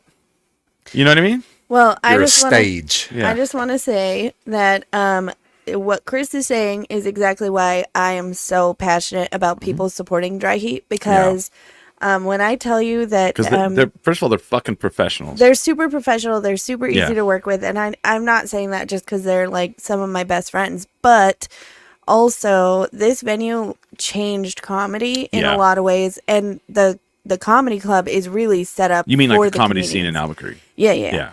Not comedy like worldwide. No, I mean, Not yet. We've had comedians come and do comedy here at our club, and they loved it a lot. But it's because it's set up for comedians to be comfortable to do what we do. Yep. Our green room is fucking amazing. Best green room in town. And it is, yeah. It's so comfortable and super.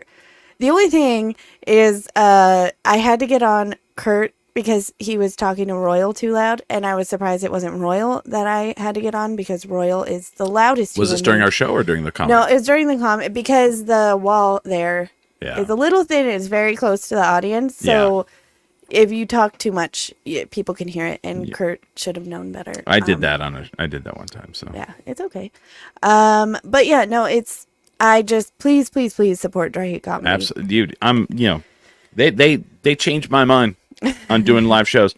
I mean, we got up on stage and it was like, I always have to talk Chris into him. I'm like, we should do that show. We should go. Come on, we'll do it. I just fucking shake my head because I just know the amount of work it's going to take to get it up there. And as a performer, like we're all performers here. Mm-hmm. Everyone in this room is a performer.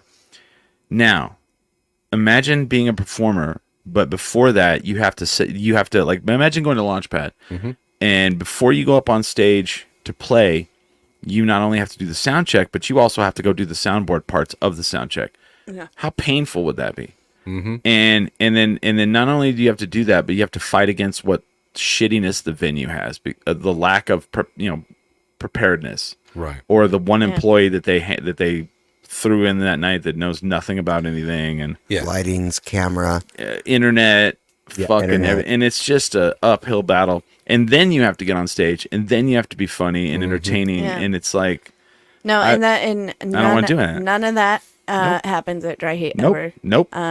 Sarah really knows, like, if you ever need anything. And the cool thing too is, like, we've had comedians come and they have like sound bites that they need to do, and they're always like super concerned that it's like, oh god, this is gonna be stressful, and nope, Sarah's got it. So dude, they do fucking free headshots. Yeah, for all the comedians. For the comedians. Once a year, yeah. And once or twice a year. And people don't take advantage of that. Wow. Like, that's the most idiotic thing I've ever heard of. Yeah, no, that people don't take advantage of. They literally have provided us, I mean, I could go on for days, but yeah, they make sure that everything that we need to be successful is accessible for every comedian. Right. Nice. So if you can't afford headshots, well, like, I can't imagine anyone in the music scene, any venue that's doing shit like that. I don't know any venue anywhere. Like, you imagine if a venue's like, hey, can you guys come in and do a promotional shoot so that you can use that for whenever you go around and book gigs? You'd be like, what? Like, there's a photographer that does like he shows up to shows, proper camera, not like a. I know who you're talking about. Yeah. Onyx. Yeah. Oh no, it's something that's not Alex. No, his Instagram's Onyx. Onyx. I thought you were talking about Joseph Stringer or whatever. Yeah. No, Joe does as well. Actually, Joe's awesome. But yeah, there's a couple of people who are like photographers that enjoy it's their craft, right? Yeah. And so they want to go to shows, and they're like, I'll send you the pictures in a couple of days, and they're really cool. Apologetic if they take a week, and it's like, dude, those are free, bro. Yeah. Thanks, Like, if you look on like the Gilead page, there's some really good like black and whites. He did them. Like, oh wow. Yeah. Interesting. I think Albuquerque in general is very supportive of each other, whether it's music or but like, there's like photographers because there are some photographers that'll come to comedy shows and they do beautiful photos. I hardly ever, I feel really bad about this, I hardly ever post the pictures, and not because the photographer did a bad job, but when I do comedy, I make the worst faces. Oh wow. And I always look horrible, and it's not the photographer's fault, it is my fault, because I make horribly awkward faces. Okay. And I just wanted to put that out in the ether that I really appreciate when you take photos of me, but ooh. Okay. So now that we're in the second hour, no one's really listening to the show right now. Okay, cool. So they came out. Did you see that Thursday night? I couldn't go because it was we had our show Thursday night at the Guild. They did God, what was it called? There was a documentary they showed, Oh, the downfall of Southwestern civilization. Yeah. Mm-hmm. And it's funny because like I see this poster and I was like, at the Guild Thursday night, downfall of the South. Is that what it was called? I think it's downfall or It's the one which lists like a shit ton of like bands. And... let's see. I know where I can find it. I'll let's see here. I think I can find it right here, probably. Most likely. There it is. There it is. Decline of Southwestern Civilization, Part 1, right? So I see this poster, and I'm like, okay, something, cracks, sidewalk, Jerry's Kids, cool. I was like, oh, that sounds cool. And then I get right down to here, and I see my name right there. And I was like, what the fuck? Why is my name on this poster? And then I see who made it, and I was like, oh, Chris Walsh. And then I go, and I flash back to this night at the Launchpad, and Chris Walsh is like, hey, I'm making a documentary about the music scene in Albuquerque. Would you come out in the alley and let me film you and ask you some questions? And I'm like, yeah, man, that's cool. And we did. And I couldn't tell you anything we talked about whatsoever. What time of night was that? It was actually not too late. I can't even remember what show we were at. I think it was, I don't even know. But I have no idea what the questions were or anything. And so then I'm like, oh shit, I'm in this documentary. I have no idea what I said. I have no idea. So if somebody saw it, can you please tell me if I That's made awesome. a fool out of myself? But anyway. Yo, this is Chris Burnett's first film credit. I have no idea what I said. I have no idea. And so then I'm seeing people share it. And there are like musicians who've been in Albuquerque scene for like, did you see these? Mm-mm. Where they're sharing it and they're like, I was in 10 different bands in this city. I don't know why they didn't contact me. Oh. And there's like, no. I see like 3 or 4 of these. Mm-hmm. And I'm like, oh shit. Here it comes. Yeah. They're going to see my fucking name in there and they'll be like, why the fuck is he in that movie? Like he's not even in a band. And, hey, the audience is important as well. yeah. And I even asked like that when Walsh asked me to like do an interview about it. I was like, "Oh, I'm not in a band." And he's like, and he said to me, he's like, "Well, you're pretty important to the music scene, though." He's but like, you interview people. Yeah. Exactly. And I want to say this though, and this is maybe me saying something fucked up, but like a lot of the people that were kind of salty about it, like other than you playing, I don't see you at other people's shows. Yeah. I don't mean to say that, but like you could have played in 10 bands like, you know, a number of years ago, but do you go out and watch anybody play now? I mean, you know, because and all I'm saying, the reason I'm saying that is because that's where I think Chris did most of that recording. Because I saw Chris filming it like multiple times. I saw him filming it probably about 5 different times, and it was always out at a show. Yeah. So if you weren't, he didn't like. I mean, he may have. I haven't watched this thing, so I don't know. But he may have called people up and went to their houses. I don't know. But when I saw him filming, he was at a show. Right. And when he interviewed me, I was at a show. So if you don't go out and watch other people play, I mean, isn't that networking though? Yep. I mean, since I had my son, I don't go to as many comedy shows or music shows as I would like because we're poor and babysitters cost money. But you go out and watch other comics. I do. You don't just try. go out. You just don't go out and do your comedy. When you can, you do. When I can, I do. Yeah, and I get that people can't. But don't be salty about it. There's a lot of comedians that I know, also. So it's also in the comedy scene. Yeah. Not a lot. How do I put this? There are certain comedians I know who are very vocal about their opinions of other people's material that I have never, ever, ever, ever seen at a show they were not booked on. Right. And that makes me more mad than I mean, you cannot like my material. That's fine.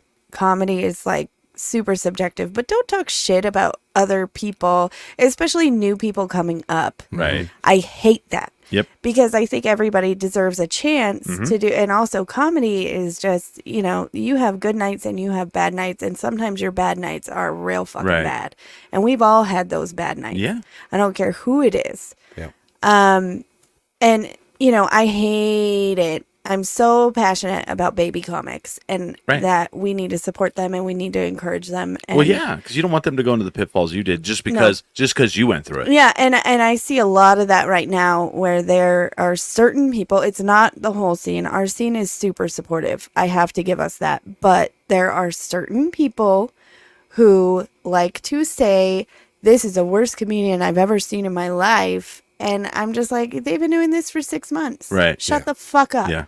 Because you've been doing this for as long as I have, and I haven't laughed once at you. So, you know, and I don't talk shit about them publicly. I would never. I don't ever use names because I just think that's shitty because your comedy just might not be for me. Right. Stephanie Galloway says being part of a creative community should be supporting each other. Exactly. Absolutely. Yeah, for sure. And with that, we were walking into Founders Friday night. And I know if I saw the guy, I would know him. Yeah. I would know I don't know his name. Yeah. But there was a comedian that did the one-liner show, and he did pretty well. Yeah. And he was walking out, and I grabbed his arm and I said, "Hey, good job the other night. I was there Sunday. You did really good." Yeah. And he was like, "Thanks." And I was like, "Yeah." I have to say about one-liner because I don't think we have talked about it yet. We haven't talked about your loss. I lost horribly, which is fine. Holly's on the show still. Don't. Yeah, I mean, we were kidding. They talked me down from the ledge. You know. No, here's the deal. I love one-liner, and it's hard. You know what? Here's the deal. I'm not a one-liner comic. Well, and it's okay. And it's anybody's game, which is what's so great about it. Because the guy who won is newer. Yeah. Can you explain the rules to someone who has no clue? Yes. Okay. I'll explain it to you because I'm where you sit. Yeah. I'm not a comedian. So it is a one and done tournament like the March Madness NCAA. Gotcha. Where like 64 comics are in it. And it's like a tournament bracket like that where it's like 32 on this side, 32 on this side. And they get up there on stage and they go, okay, you go first. And that person does their one-liner and the crowd, laughs or whatever. Then the other person does this. And then they go, okay, did you like theirs or did you like theirs? And whoever gets a louder cheer wins and goes to the next round. Gotcha. So here's the other part of that. And it is that quick. It's so quick. Is it timed or? No. But it's 64 comedians and the whole thing lasts like 90 minutes maybe. Yeah. But it's fast. A true one-liner is a setup and a punchline. Right. And that's it. Well, and so I've seen it twice. I've never done it, but here's my synopsis of why nobody should be upset about what happened to anything. First of all, there's a couple of different strategies, and some of it has nothing to do with strategy. Some of it is you get put against somebody. You can get put against somebody who's weak, and immediately go to the next round just because your joke was not as dumb as theirs. And there was a couple people in the first round that just threw it. Yeah. Like the pimp. Someone had to win. Dude, I don't even know. He's like, I'm just a pimp. He didn't even tell a joke. But like, you didn't get that. You kind of got. No, TJ. So you got a guy that was good. So it's luck of the draw on that. There's no strategy. It was so funny because TJ, who I went up against, he's from Santa Fe, and I fucking love TJ. But he came up to me and he goes, "Oh shit, you're wearing fishnets. Yeah. My first joke is gonna be about fishnets, and I don't think I should do it." And I said, "Well, if you think it's a strong joke, like just fucking do it, dude.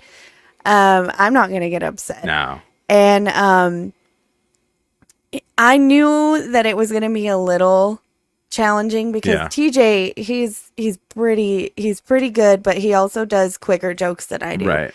So I was like, fuck, here we go. So some of it's luck of the draw. Some of it, but here's the deal. I'm just going to say this, and I'm not going to say names, but there was a very seasoned comedian that got knocked out. Oh, I know who you're talking about. And they were so mean to the person that knocked them out said to them, "Oh, good job," or whatever. And they lost their fucking mind. Oh, then I may not know. And they were like, do I know this person? Yes. Yeah, okay. I'll tell you later. All right. But they were literally like, "I've been in this for 15 years and like, I'm not worried about it. No skin off my back." And then went to the bar and was talking so much about like, oh, this isn't that big of a deal, but like there's a lot of comedians I don't even fucking know, and there's a lot of people not doing one-liners, but it's not about that. It's not about that. And I was just like, dude, just have fun. Yeah. Drink your beer, shut up. Right. Well, 15 years in this business, you should be able to handle this. Right. And there's the other strategy is this too. Like, you have to like have a just boatload of jokes. Like I'd say at least 15, probably. I say minimum 19 jokes. Okay, there you go. So now you have to have those jokes, and you have to kind of gauge, and you have to do that on the fly, like which ones are strong and which ones are weak, and depending on the audience, that could change. Yeah. And you have to plan to like make it far. Yeah. And some of the people gassed out. Bonnie gassed out. Like, I think she did great though. Like. No, she'd gotten Final Four. She did fantastic. The Final Four was... She had the best joke of the night, in my opinion. Oh, yeah, I think so, too. Yeah. But I just think... I don't know. I think the best part about it is you don't know who's going to win. So Kurt Fletcher got out in the first round last year, and he is literally the king of one-liner jokes. Yeah. It's anybody's game, and I don't know. For me, it's the one night a year comedians get our flowers because we sold out the Launchpad. We did, yeah. Oh, yeah. And that never happens for us. People are like, there's comedy in Albuquerque. Right. Well, I get that all the time. And, you have to, like, have these jokes. And the strategy, too, is sometimes that you might want to, like, move, change which joke you're going to do with who you're going to go against. So, I mean, it's pretty interesting. So it becomes kind of like this whole like interesting competition, whereas, comedians probably normally aren't used to that. It was kind of interesting. And then like the audience too, because the audience was wanting some really dark. I will say this. I should have gone dark. I had a dark joke and I was like, damn it. And I knew it because the crowd was cheering for the dark joke. There's a couple of comedians that I lost a little respect for. Oh, no. That were in the crowd. Oh, yeah. Yeah. There was, and one of them's been on the show. And I was not happy about it. And maybe I don't know everything, but they were yelling comments and stuff, and I'm like, yeah. Come on. I mean, and then some of, I'm sorry, Craig, I know you're a guest, but some of them, I was laughing because like, Craig is with us. Yeah. I don't know. I think in a lot of ways, comedians are more sensitive than other people. Yeah. Okay. No, what you mean by that? No, what are you talking about? And I was laughing so hard at some of the seasoned comedians because this is only our second year. Yeah. And they were just so upset. Like, they were like, I don't like all these fake ass people telling me I did a good job because that's fake. I didn't win. Yeah. And I was just like, dude, chill the fuck out. Only one person wins, man. It's fun. There's 64 of us. And the other strategy, 63 people lose. It's fine. Yeah, the other strategy too is you just get hot at the right time. Yeah, that dude that won was just hot all the way through. Yeah, well, and you know what? I have to say, all the people, I think almost everybody in the Final Four, I can't remember all. I remember 3 of them. I don't remember the 4th one, but they are all newer comics. Yeah. All of them. Yeah. And they all like, I was super stoked. I was like, all these baby comics are fucking killing it. Not everyone in the crowd was. Oh, God. There was like people talking shit. And I was like, so stupid. And I'm like, calm the fuck down, man. You're going to have to tell me who. But that second place girl was so good. Oh, Serena. I'd never seen her before. Yeah. Serena she was good. She's good. I was like, wow. I think everybody should give her flowers now. And if you see her on a show, you should go because she blew me away. Yeah, that was crazy. I don't know how long she's been doing it, but she is, oh my God, she was making me laugh. Really. Yeah, I think absolutely. She had one of the best jokes of the whole night. So. Yeah. Oh, yeah. There's a couple of them, yeah. And like, here's my thing. There's people I don't like. You know what I do? I just keep my mouth shut and I don't say nothing. Yeah. You know, if they said something funny, I'd laugh and I would cheer for them. But I don't yell out some shit. And some people were. And I thought that was fun. I thought it was fucked up. But, anyway. Whatever's. It was fun, but we sold out the fucking Launchpad. Absolutely, that's the win. That's the cheer win. For me was, so here's the deal. I always wanted to be a musician. I actually do sing, but I can't do it. It scares the living shit out of me. I sang George Strait at karaoke last night. Oh, did you? Did. Even karaoke makes me nervous, and so my dream as a kid was to play at the Launchpad. And then I was like, well, that's not going to work out because I'm too scared. And I started doing comedy and I was like, this is cool. And then I got to perform to a sold out Launchpad. So I feel like I won. Yeah. Because holy shit, the Launchpad is cool. I'm the same with you. It is. Now, here's my thing. I'm the same as you. I'd love to be like, up on stage. But then I have like this, like, everybody's like, oh, well, what's your success as like a pilot? Well, I've got to be on the Launchpad stage like fucking 10 times. Yeah. Talking on the microphone or doing something or entertaining people. Yeah. And I'm like, there's no reason I should ever be up there whatsoever, And then I almost sang a song at Night 11 Cover Bands, and I just couldn't. I didn't have enough time to get it together. They gave me a day, no. and to learn the song and do no rehearsal, with the band. And I was this is gonna be not good. Cara Johnson from All Thick. So we went to high school together. She's probably one of the only. Do I know her? No, I don't know that you do. She's like in a little band. But are they thick? They're real thick. Oh. They're all thick. Oh.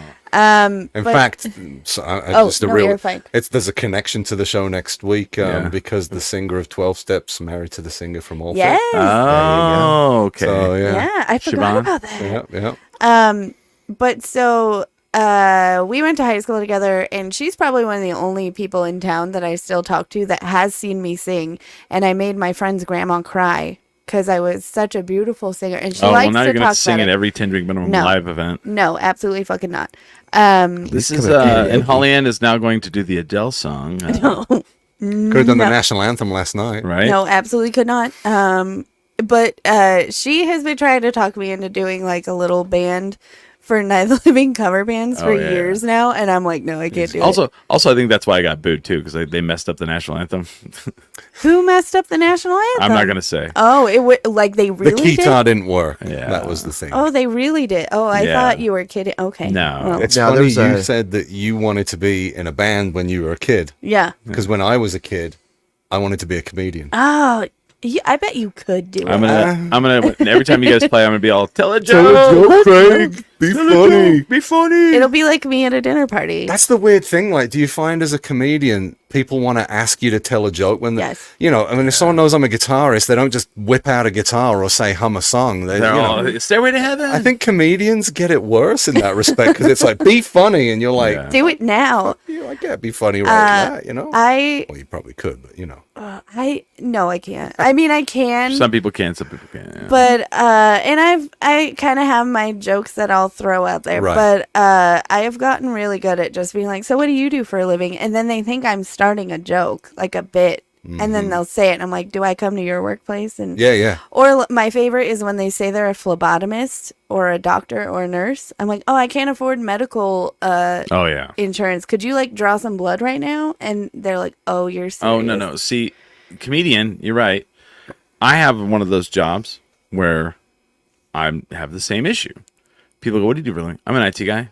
Oh. Can you fix my computer? So I have a question for you. Yeah. I'm like, it's like comedian for joke, IT person, fix our computer, mechanic, my car's having this problem. Doctor, can you look at this on my arm real quick? Yeah. And it's like, ooh, my elbow's all ashy. I need to do some you lotion. need some lotion there. But like, yeah, there's dry out there. There's those certain jobs like where people do that, and you're like, but the best thing on the planet for me though is the people I know. They're all, you're an IT guy, yeah. My Mac, and I'm like, oh, I don't do Macs. Sorry. I don't know. You'll look at my computer sometimes. I will.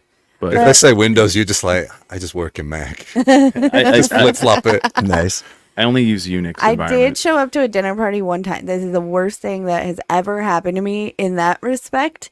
I did show up to a dinner party one time, and they set up a PA and a microphone. Oh no! For me to tell jokes without you knowing. Without prior knowledge. I would be like, I don't know what you think's happening. I don't here. mind if somebody is like, there are some people who get a pass, and I'm like, oh yeah, sure. Like my grandparents, or like if I've known you forever, and they're like, we told them you're a comedian, and if you're okay with it, could you share a couple jokes? And that's fine.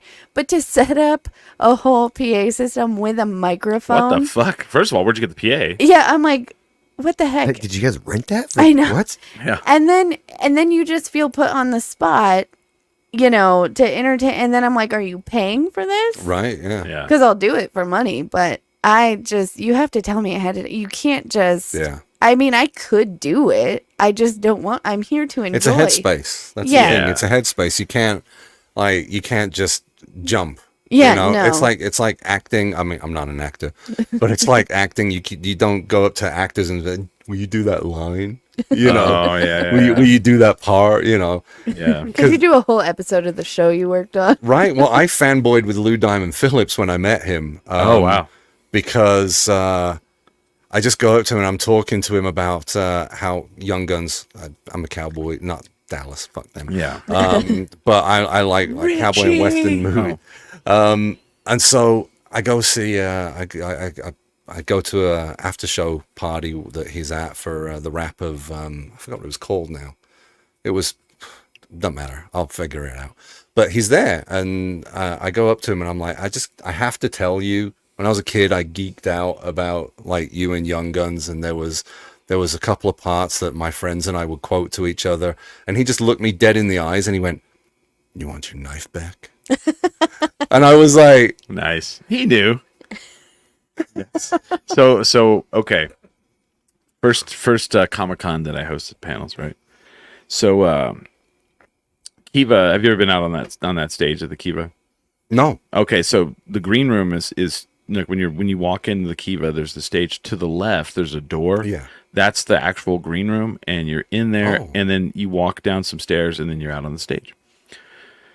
So I do the panel for Kane and Lita and Dustin Rhodes, and Lita was notoriously like awful, and Kane was notoriously like amazingly nice, and Dustin Rhodes was amazingly nice. So I just finished this panel where I'm like, I've met like 3 legends of like, you know, we walk back in the green room, and immediately this is what I see. Chekhov from Star Trek talking to Beverly Crusher from Next Generation Star Trek. They're like having a conversation to my left. To my right, God, what is her name? From The Office is getting a massage. The lady who would always like flash everybody. Red hair. Dang it, what is her name? You're gonna hate this, but I haven't really watched that show. If it was the English one, I'd be all over. No, I know. But like, she is anybody who's an Office fan, they'll immediately be like, oh yeah, because she would, you know, she was the alcoholic, you know. Yeah. She's like getting a massage on the thing, right? Then in front of me on a hover around scooter is Peter Mayhew, who was Chewbacca. Nice. Right? And, you know, the wrestlers are over here, and they're like all to the left. And then Lou Diamond Phillips is like, does anybody know what soup this is? Like, I'll never forget that. He's like pointing at it, and someone's like, I don't know, I think it has rice in it. And like, I'm just like, and in my mind, I'm like, this is like the fucking weirdest mishmash of my childhood of ever like insanity. Well, are you sure it wasn't? Sorry, are you sure it wasn't like that kid that was walking around all? Oh yeah, it's insane. Am I insane? Right, it's insane. Am I insane? Right. No.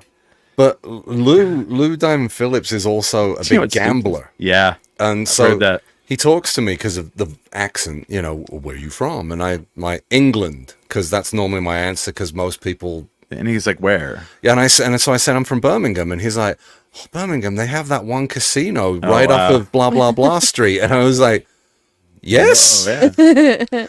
But he likes to gamble. That's apparently where Ozzy's from, right? Yeah, Ozzy's from Birmingham. So you guys know each other? I mean, it's a small town, right? You guys are best friends. Well, when they played their final tour, you know, he asked if I have no fucking clue. He's like, Greg, come play. But I used to sound like him. Because the Birmingham accent is a mumble. Yeah. Yeah. So it's a monotonous mumble as well. He does that whole, yeah. But the Birmingham accent's more like this, so you're just talking like this, and it's just one long note. There's no enunciation to it.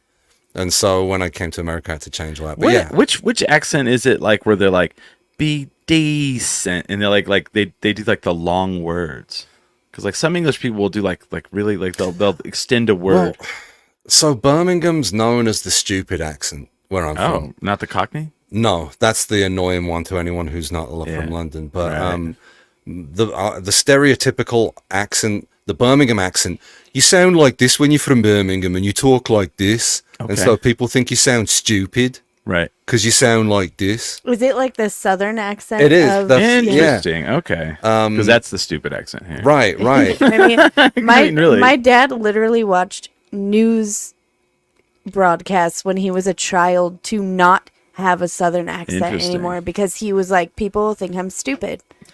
And now our Alabama family calls him uppity. Yes, they'll do that. They'll send you to etiquette school to get rid of your accent at the same time. It'll be all, well, fuck this guy. Well, got rid of his accent. So I killed off my West Texas accent because I grew up near West Texas. And people will tell me, they're like, what is your accent? And I'm like, what do you think it is? And they're like, you sound like you're from back east. And I'm like, I am not. I am not. And I cannot, like, I can replicate accents from all over the country. Yeah. I couldn't replicate the West Texas accent until you've been around it. No, well, when I'm around it, I pick it back up, and then I don't know. Mm-hmm. I have no idea. But like until Billy and I went up to Colorado, and there was a place called Hooper. Oh, and I can immediately. It's like my trigger word. So we was going over to Hooper this last weekend, and we was hanging out, you know. And I can do it. Then I can do it. It's really weird, like how I can't, like I couldn't do it until I got that word, and I was like, "What are you guys doing?" Say, well, we're gonna go down to Hooper, and we're gonna hang out for a little while. You know, probably hang out. You know, watch Cowboys on TV. You know how it is. You know, and then I can do it. But like, if I go home for like a week or go back to Clovis for a week, then I come back and everybody's like, "Why are you talking? Why are you talking like that?" Yeah. And I'm like, I have no idea what I'm talking. They're like, you sound like you're from Texas. I'm like, I don't think I am. Yeah. Every time I went back to Arkansas, I'd come back and everyone's like, "What is wrong with your voice?" And I'm like, "Oh, it came back, didn't it?" Oh wow. Arella says you have the Peaky Blinders accent. Yeah, well, Peaky Blinders is set in Birmingham. Ah. So, you know, Tommy Shelby. That's my favorite show. Tommy. I love Peaky Blinders. What is Statham's accent? He's a Londoner. Okay. He's a Cockney. Interesting. But you see, you said it, my accent, I was actually born in the suburbs. So I was born in a middle class place. Okay. But I moved to the city. And so I was too posh for the city.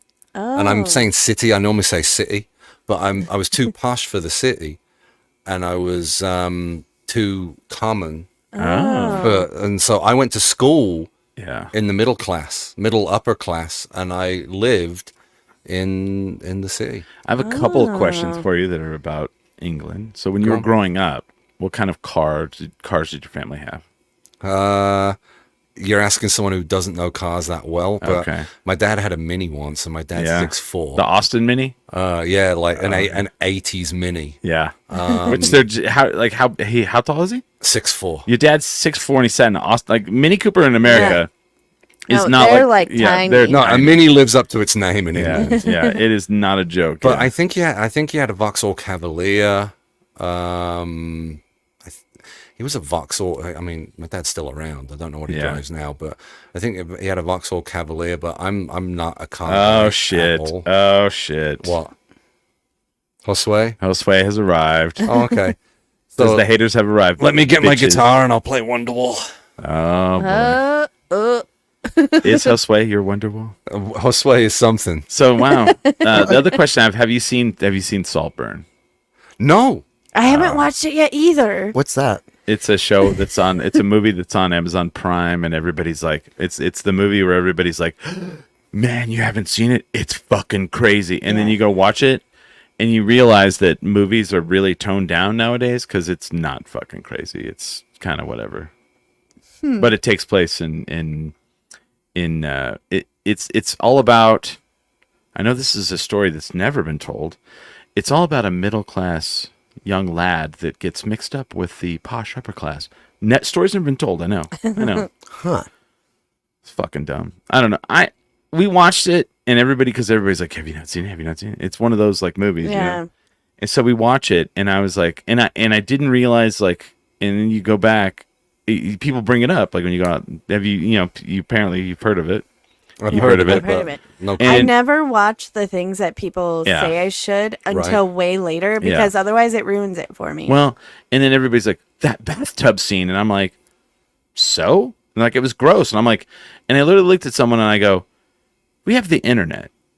People are fucking gross. Uh-huh. They are gross. Yeah, have you ever seen Happiness? It'll be worse than that. Thank you. Happy. There you go. There you go, Smiley. Perfect fucking example of a movie that is way worse than that one. You ever seen Scum? Probably, or like Gummo. Oh, Scum's- Gummo. It's an And English one's better. you watch those kinds of gotta movies. watch it. I will look for it. You watch those movies and you watch Saltburn and you'll be like, okay, Ray Winston. big Scum. deal. I'm gonna look that I'm one gonna up. look it up. Yeah. I have another accent question. Go for it. Where's okay? Have you seen Shameless? Yeah. Where's okay? I was trying to figure out the The accent English of the- Shameless is. Oh, the Yeah, English that's- one. Black There's an Manchester. Wait, there's Yeah. there's another one. They made in America. They made an American one on Showtime, Oh. which is yeah. didn't know What's that. his name? Oh gosh, forgot his name, he's but- actually amazing in it. Yeah. William H Macy.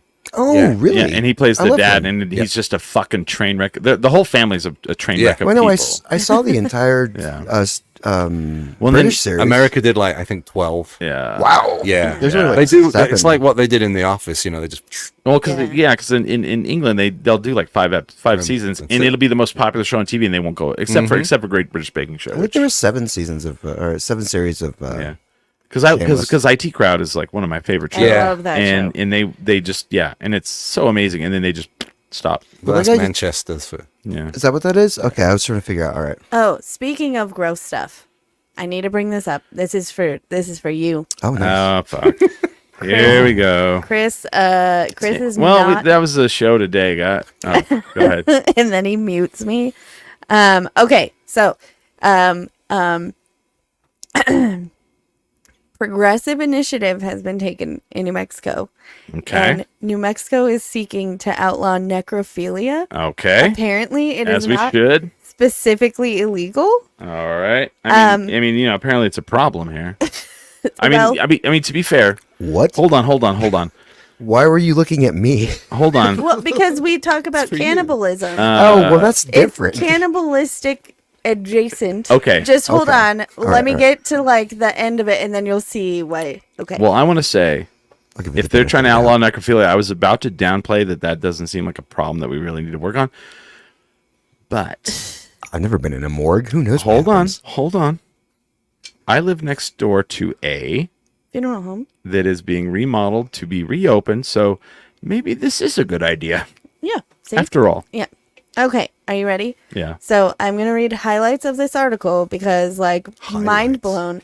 I was like, "Is this not illegal already?" That just seems like we're Right. in 2024 now, and this is just now. Apparently, it's progressive because it's not specifically illegal in a lot of places in America, which is To have sex with a yeah, with a dead Just person. frowned upon. Just kind of frowned upon. Anyway, You know, It's not discussed in open places. well, I mean, what's the major thing in porn? Hey, Smiley, I met a great stepsister, woman the other yeah. night. You know, like I have to keep her in my freezer.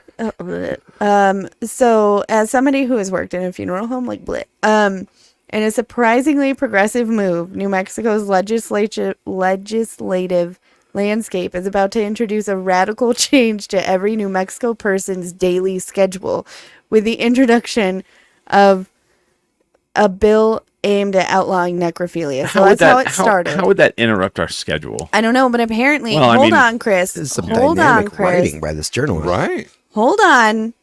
The exact prevalence of necrophilia in New Mexico is currently unknown, except for those fuckers in, this is said in here, those fuckers in Alamogordo, as it's not tracked separately as a crime. However, there have been several confirmed cases in recent years, as reported by the police, in Alamogordo. Oh my god.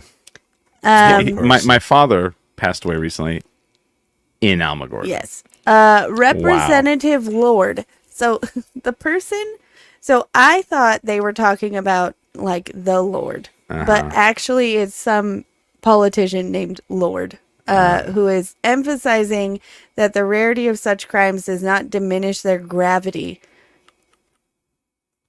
advocating for the necessity of this legislation. So Alamogordo is why we are outlawing necrophilia, apparently. Not because it should have outlawed. No, fucking, no. Like there should literally be laws that pop up and everybody goes.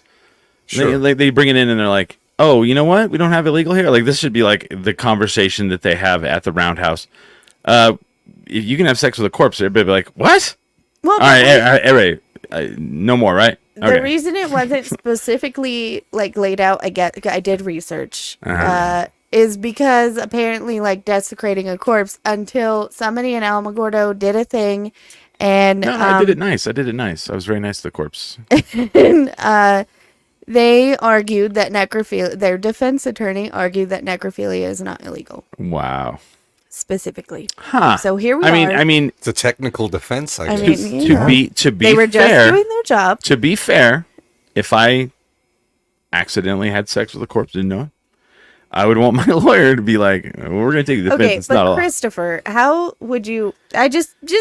I don't know. Out of curiosity, how would you accidentally have sex with a dead person? I was running naked. I could think of a couple of ideas. Right. I mean, maybe if they like died during the act. They pass away in the middle of it, and there you go. And you're into a silent kink. Maybe. Yeah, maybe they didn't make a lot of noise in the first place. Yeah, I mean, and they died. I did see a comment that was like, my ex-wife was like a dead fish when I had sex with them. So anyway, there are certain people, I'm not naming names, that may or may not like to be choked, and maybe one time their husband might have, made them pass out, and it freaked them out a little bit. Okay. So I guess that's a scenario where, you could accident. But I mean, I don't know. I feel like that's a really weird law to have coming out in 2024. It's a really weird law to not have already been there. Yeah, exactly. Especially when we have all these other fucking laws that are like old school, like you can't wear shiny black shoes because then you're looking up someone's dress, like weird. There was one in another state about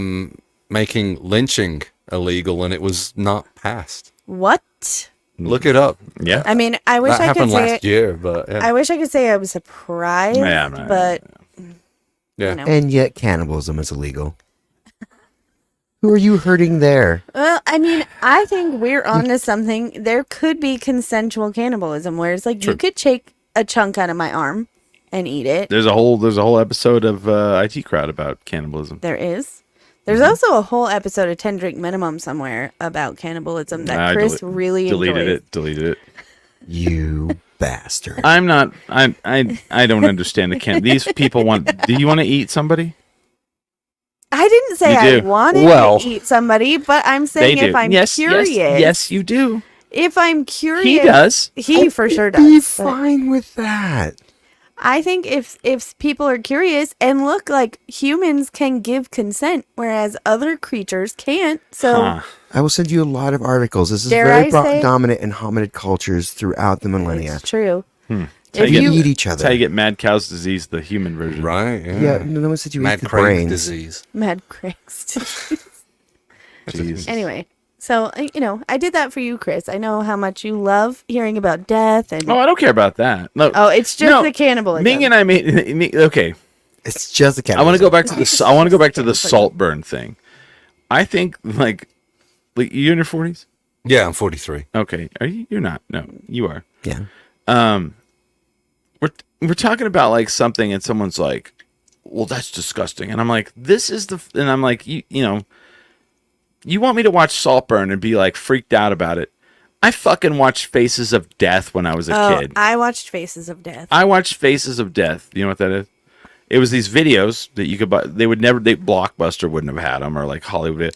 It was like the local mom and pop place you'd go and you'd rent it. You go home and it was just like people getting killed. It's a snuff film. Yeah. Yeah. Oh yeah. It was like a dude who parachuted out of a plane and the parachute wrapped around him and he fucking hit the ground. Or like these people are like feeding a bear and they run out of food and the bear just fucking attacks My friend's them. Now older we just brother. got YouTube.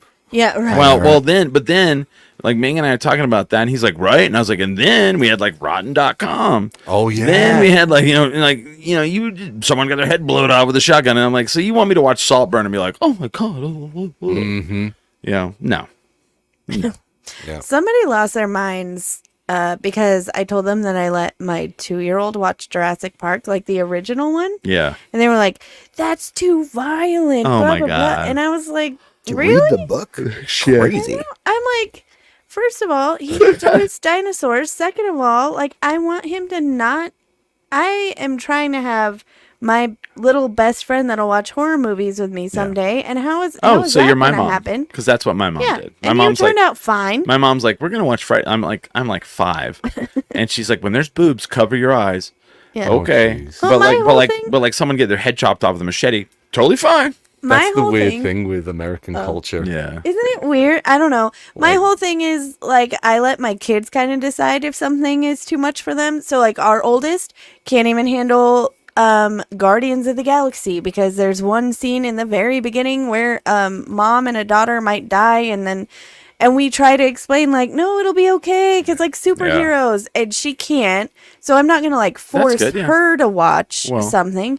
But my son happens to enjoy when the T-Rex eats the guy in the porta potty. Well, and it's not all that graphic. I don't think so. Well, okay. I was frightened of Gremlins too. Okay, right. But I had as a child, I had a very low threshold. I was like, no, the ears freak me out. Well, okay. So here's the thing. Like as an adult, I've gone back and I've watched some of the movies that like I was allowed to watch as a kid. Secret and M. Fucking terrifying. The owls? Jesus Christ. Like I was like, how did my parents let me watch this movie? Like that, like really? What's the one I just with the figured rabbits? Experiment. Watership Down. Watch Watership that one. Down. Terrifying. Why did my parents let me watch this? Not only let me watch it, like, here, go watch this. Like, we rented this for you. Last Unicorn. Terrifying. But you know what? In other cultures, I think you could attest to this. They don't have this kind of bullshit with their kids. They let their kids like drink wine with them. And, the drinking in the rest of the world is in Europe like, is way different. The censoring isn't as sexuality is normalized and violence is more stigmatized. Yeah. So it was weird when I came to America and they did like a news show and it was like, this person was shot and killed, and you see that like them covered on the street in the news, and you're like, that's a dead body, right? Yeah, why would you show that? They don't show that in England. Yeah. No. It's just like, here's what happened. Well, and I think that's where we. But then on page 3 of the newspaper, pair of boobs. Yeah. Yep. I don't think they do that anymore. Well, and like I was in Germany for like a month, and like you go to the pool, and like there may be topless women there, but like even if not, like someone dives in the water in their suit, like. Well, they'll come out of the water and you can see everything. Mm-hmm. It's crazy, my whole thing is the breastfeeding thing here in America. Oh, it's so stupid. It's like, my parents lived in Germany for 6 years and they had a neighbor that they were really good friends with and she was breastfeeding and just everywhere would whip it out. And she was like, I'm sorry, I know you're American. And I was like, I'm good. It's just, you're just feeding your kid. No, that is literally how the rest of the world looks. Yeah. Like, oh, well, this is kind of our bad for colonizing it with Puritans. This is literally like nature. And the thing is, like, if and it's happened a lot, like with friends who are moms, the moment you start doing that, I do this, or I do this, like, why sexualize something that's nature, most people have had in their life? And I'm gonna tell you, if you've never had a newborn baby, when they need to eat, they need to fucking eat. Yep. And like, you can either just deal with me. I'd rather that happen than the baby screaming. Exactly. Sorry. Well, and like, just don't be weird about it. Yeah. Then I have to do this. I gotta go. I mean, you have to. Yeah. Because I'm trying to eat my meal. Oh man, at Comicon, I was really proud of my kid. He's 2.5. He made it for 3.5 hours at Comicon. Wow. He did great. That's crazy. And he was great. Because that is like a visual explosion. He had auditory, visual. He had a lot of fun. He saw a lot of things, and the Jurassic Park truck saved us a couple of times because he really enjoyed that. But y'all, here, go look at the Jurassic truck. like, drive it. I don't care. No. Lay on the grill. It's fine. But he was dressed as Buzz Lightyear, and he did finally lose it. I had to text Ming, and I was like, "I'm sorry." Like he lost it, and there were some people, and it's so embarrassing when your kid loses it in public because you can't control it. No. And I'm not a mean parent, so I'm not going to be like, your feelings don't matter. Just shut the fuck up. Well, at least you don't just ignore it and act like you don't. It's not happening. And so we were trying to get back to Ming's booth because the stroller was there and we needed to leave. And this person, I thought they were judging him so hard. And they were just like, oh man, Buzz, you're so upset. Where's Woody? And I was like, oh man, why you got to do that? But then he stopped and he was like, Buzz sad. And then just started crying it, but they weren't judging him. They were just like, "Oh man, I'm trying to help." Yeah. But there were so many people who were looking at me like I had just beaten my child. And really what it was is I could not go up the stairs one more time. Right. And I thank God there's escalators in that fucking building because did you see that they turned off the water fountains? No, I did not, but I'm not shocked at that. They had no water because they want you to buy fucking water bottles. Yep, and they're expensive. Fuckers. Oh, wow. Oh, no. Well, no. That was my fucking complaint the whole goddamn weekend. Check your backpack. I walked in with all kinds of stuff. Yeah. Well, yeah, because anywhere. Hold on. Stop. Pump the brakes on your awesomeness, man. What? I walked you in, and that's why you didn't fucking get checked. Because I didn't see anyone else get checked. Yes, they did. Checking. Well, they had a whole bag check area. I saw so many people that snuck alcohol in. Sure. While I was waiting for you to come bring me my pass, there was about 20 minutes I was up there. People walked in with backpacks, getting new stuff. But you also didn't have a fucking I bought a ticket pass. You had the vendor pass like I had. Oh, they don't care what the vendors bring in. Well, see, I didn't know that. But we got to walk around. We got to cut. But my complaint was, so I'm on drugs that make me not crave food, and there is no the drug doesn't go only food. The drug goes you don't crave. So it's curing people of smoking. It's curing people of alcoholism. Yeah. But you also don't get thirsty. Okay. So I have to be self-regulating of myself to drink water. And when I go, you're getting chapped. I should probably get smarter. Yep. Or I'll go pee and I'll be all, oh, I'm dehydrated. Man, they were fucking. They did not have for the celebrities, for the staff. They did not. They were not on the water bottle thing. Yeah. And I fucking they would come over and they'd be like, "You guys need anything?" I'd be like, "Water." And if they had multiple, I'd be like, "Give me multiple." And when you'd go into the green room, they'd bring in 4 cases of water. 20 minutes later, 4 cases of water would be gone. Yep. It's nuts. And I was like, man, this is bullshit. It's high elevation. People are going to get dehydrated if they're not used to the difference. That's the only issue I had. But honestly, the food situation, stellar. Last year, they had, I think they bought food once. And it was at 1:30 in the afternoon. Yesterday, they had food fucking whole time. Great spread. They brought fruit. It was funny because, you're with, artists and celebrities and stuff when they bring in the big meat and cheese trays, and then they bring in the fruit and vegetable tray, and the fruit and vegetable tray gets wiped out before the meat and cheese one. Or the sandwiches or the pizza, the fruit and all that stuff gets wiped out. I was kind of California people or industry people. Everybody's like, we can't eat all this. But so let's shut it down here. I want to thank Craig for coming on the show. You guys have a show next Saturday. Let everyone know. Yeah, Launchpad. What time? 7, doors of 7. First band on is 8:30. Nice. Oh, cool. Yeah. And if you've never been to Launchpad, it's kind of the heart of the music scene of Albuquerque. It's pretty much. Oh, see, he's great. But it's kind of the place to be, man. It's it's the hub, I guess. I would say it is now, right? No, definitely. Sister Bar has some good shows. I'm not going to disparage that, but Launchpad is kind of the local hub. Yeah, I've never had an aspiration to be on the stage at Sister. No, but honestly, I'm pretty sure every single person in this room has been like, "Oh man, be on Launchpad stage." Yep. Yeah. I've never been on stage at Sister, and I'm cool with that. I don't care. I'm just saying it's got a different. I've been on the stage at Sister and Launchpad is way more exciting. Okay. I'm just gonna say it. Yeah. So go out to that show. Go out to the show. It's fun. Check out Dry Heat. I know there's some really cool comedies. Absolutely. There's some really, really cool stuff coming up. Yeah. So just keep an eye out, and the tickets sell out super fast because it's a really small venue. It's an intimate location. Yeah, but that's why we love it But it's great. Yeah. It's really great for that. And at first, when they first opened it, I was like, oh, this is going to be rough because they don't have enough seats. Yeah. But then you do a show there and you're like, holy shit, this is because the audience is right up on you. Yeah. in a good way. And that's what we like. In a good way. Hate it when the audience is too far away. What? Oh yeah. Oh, Forgot about that. Comedians hate it when the audience is too far away, and because then I can't hear your laugh, I can't see your little faces. Yeah. But yeah, just please check out Dry Heat Comedy. Yeah. They always have stuff, and it sells out so quick. So just. I'm not saying what's coming, but I'm saying some stuff is coming. Yeah, I know a little bit, but yeah, it's awesome. Smiley, anything? Nothing currently. If you want to see me, I work at the Bird of Paradise.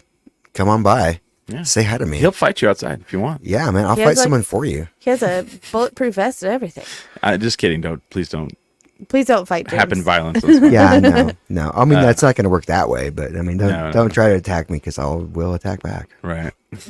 And then he'll come and tell you, he'll be all excited about it. He's like, I fought a guy today. Part of work. He will. Thank you guys for the show. Thank you guys for listening. Thank you guys for coming out to the live show. That was fantastic. Thank you guys for coming out to DCCW Wrestling last night. Buy tickets to the Clovis show if you're in that area. Buy tickets to the next show in Albuquerque. They're both in February late. I don't know the dates. 29th. The 29th is the one here in Albuquerque. Yeah. Right? And I think the Clovis one is 4 days before. Not sure. I think. Or maybe the weekend before. Something like that. Anyway, I'll be at both, probably. So, most likely. I haven't seen the script or anything yet, but I'm sure. Wait, there's a script? What? Wait, wrestling isn't real. It's very real. It's very real. It's still scripted. It's so real to me. God damn it. I'm totally kidding. That's actually a line. But thank you guys for watching. With that, we are 10 drink minimum.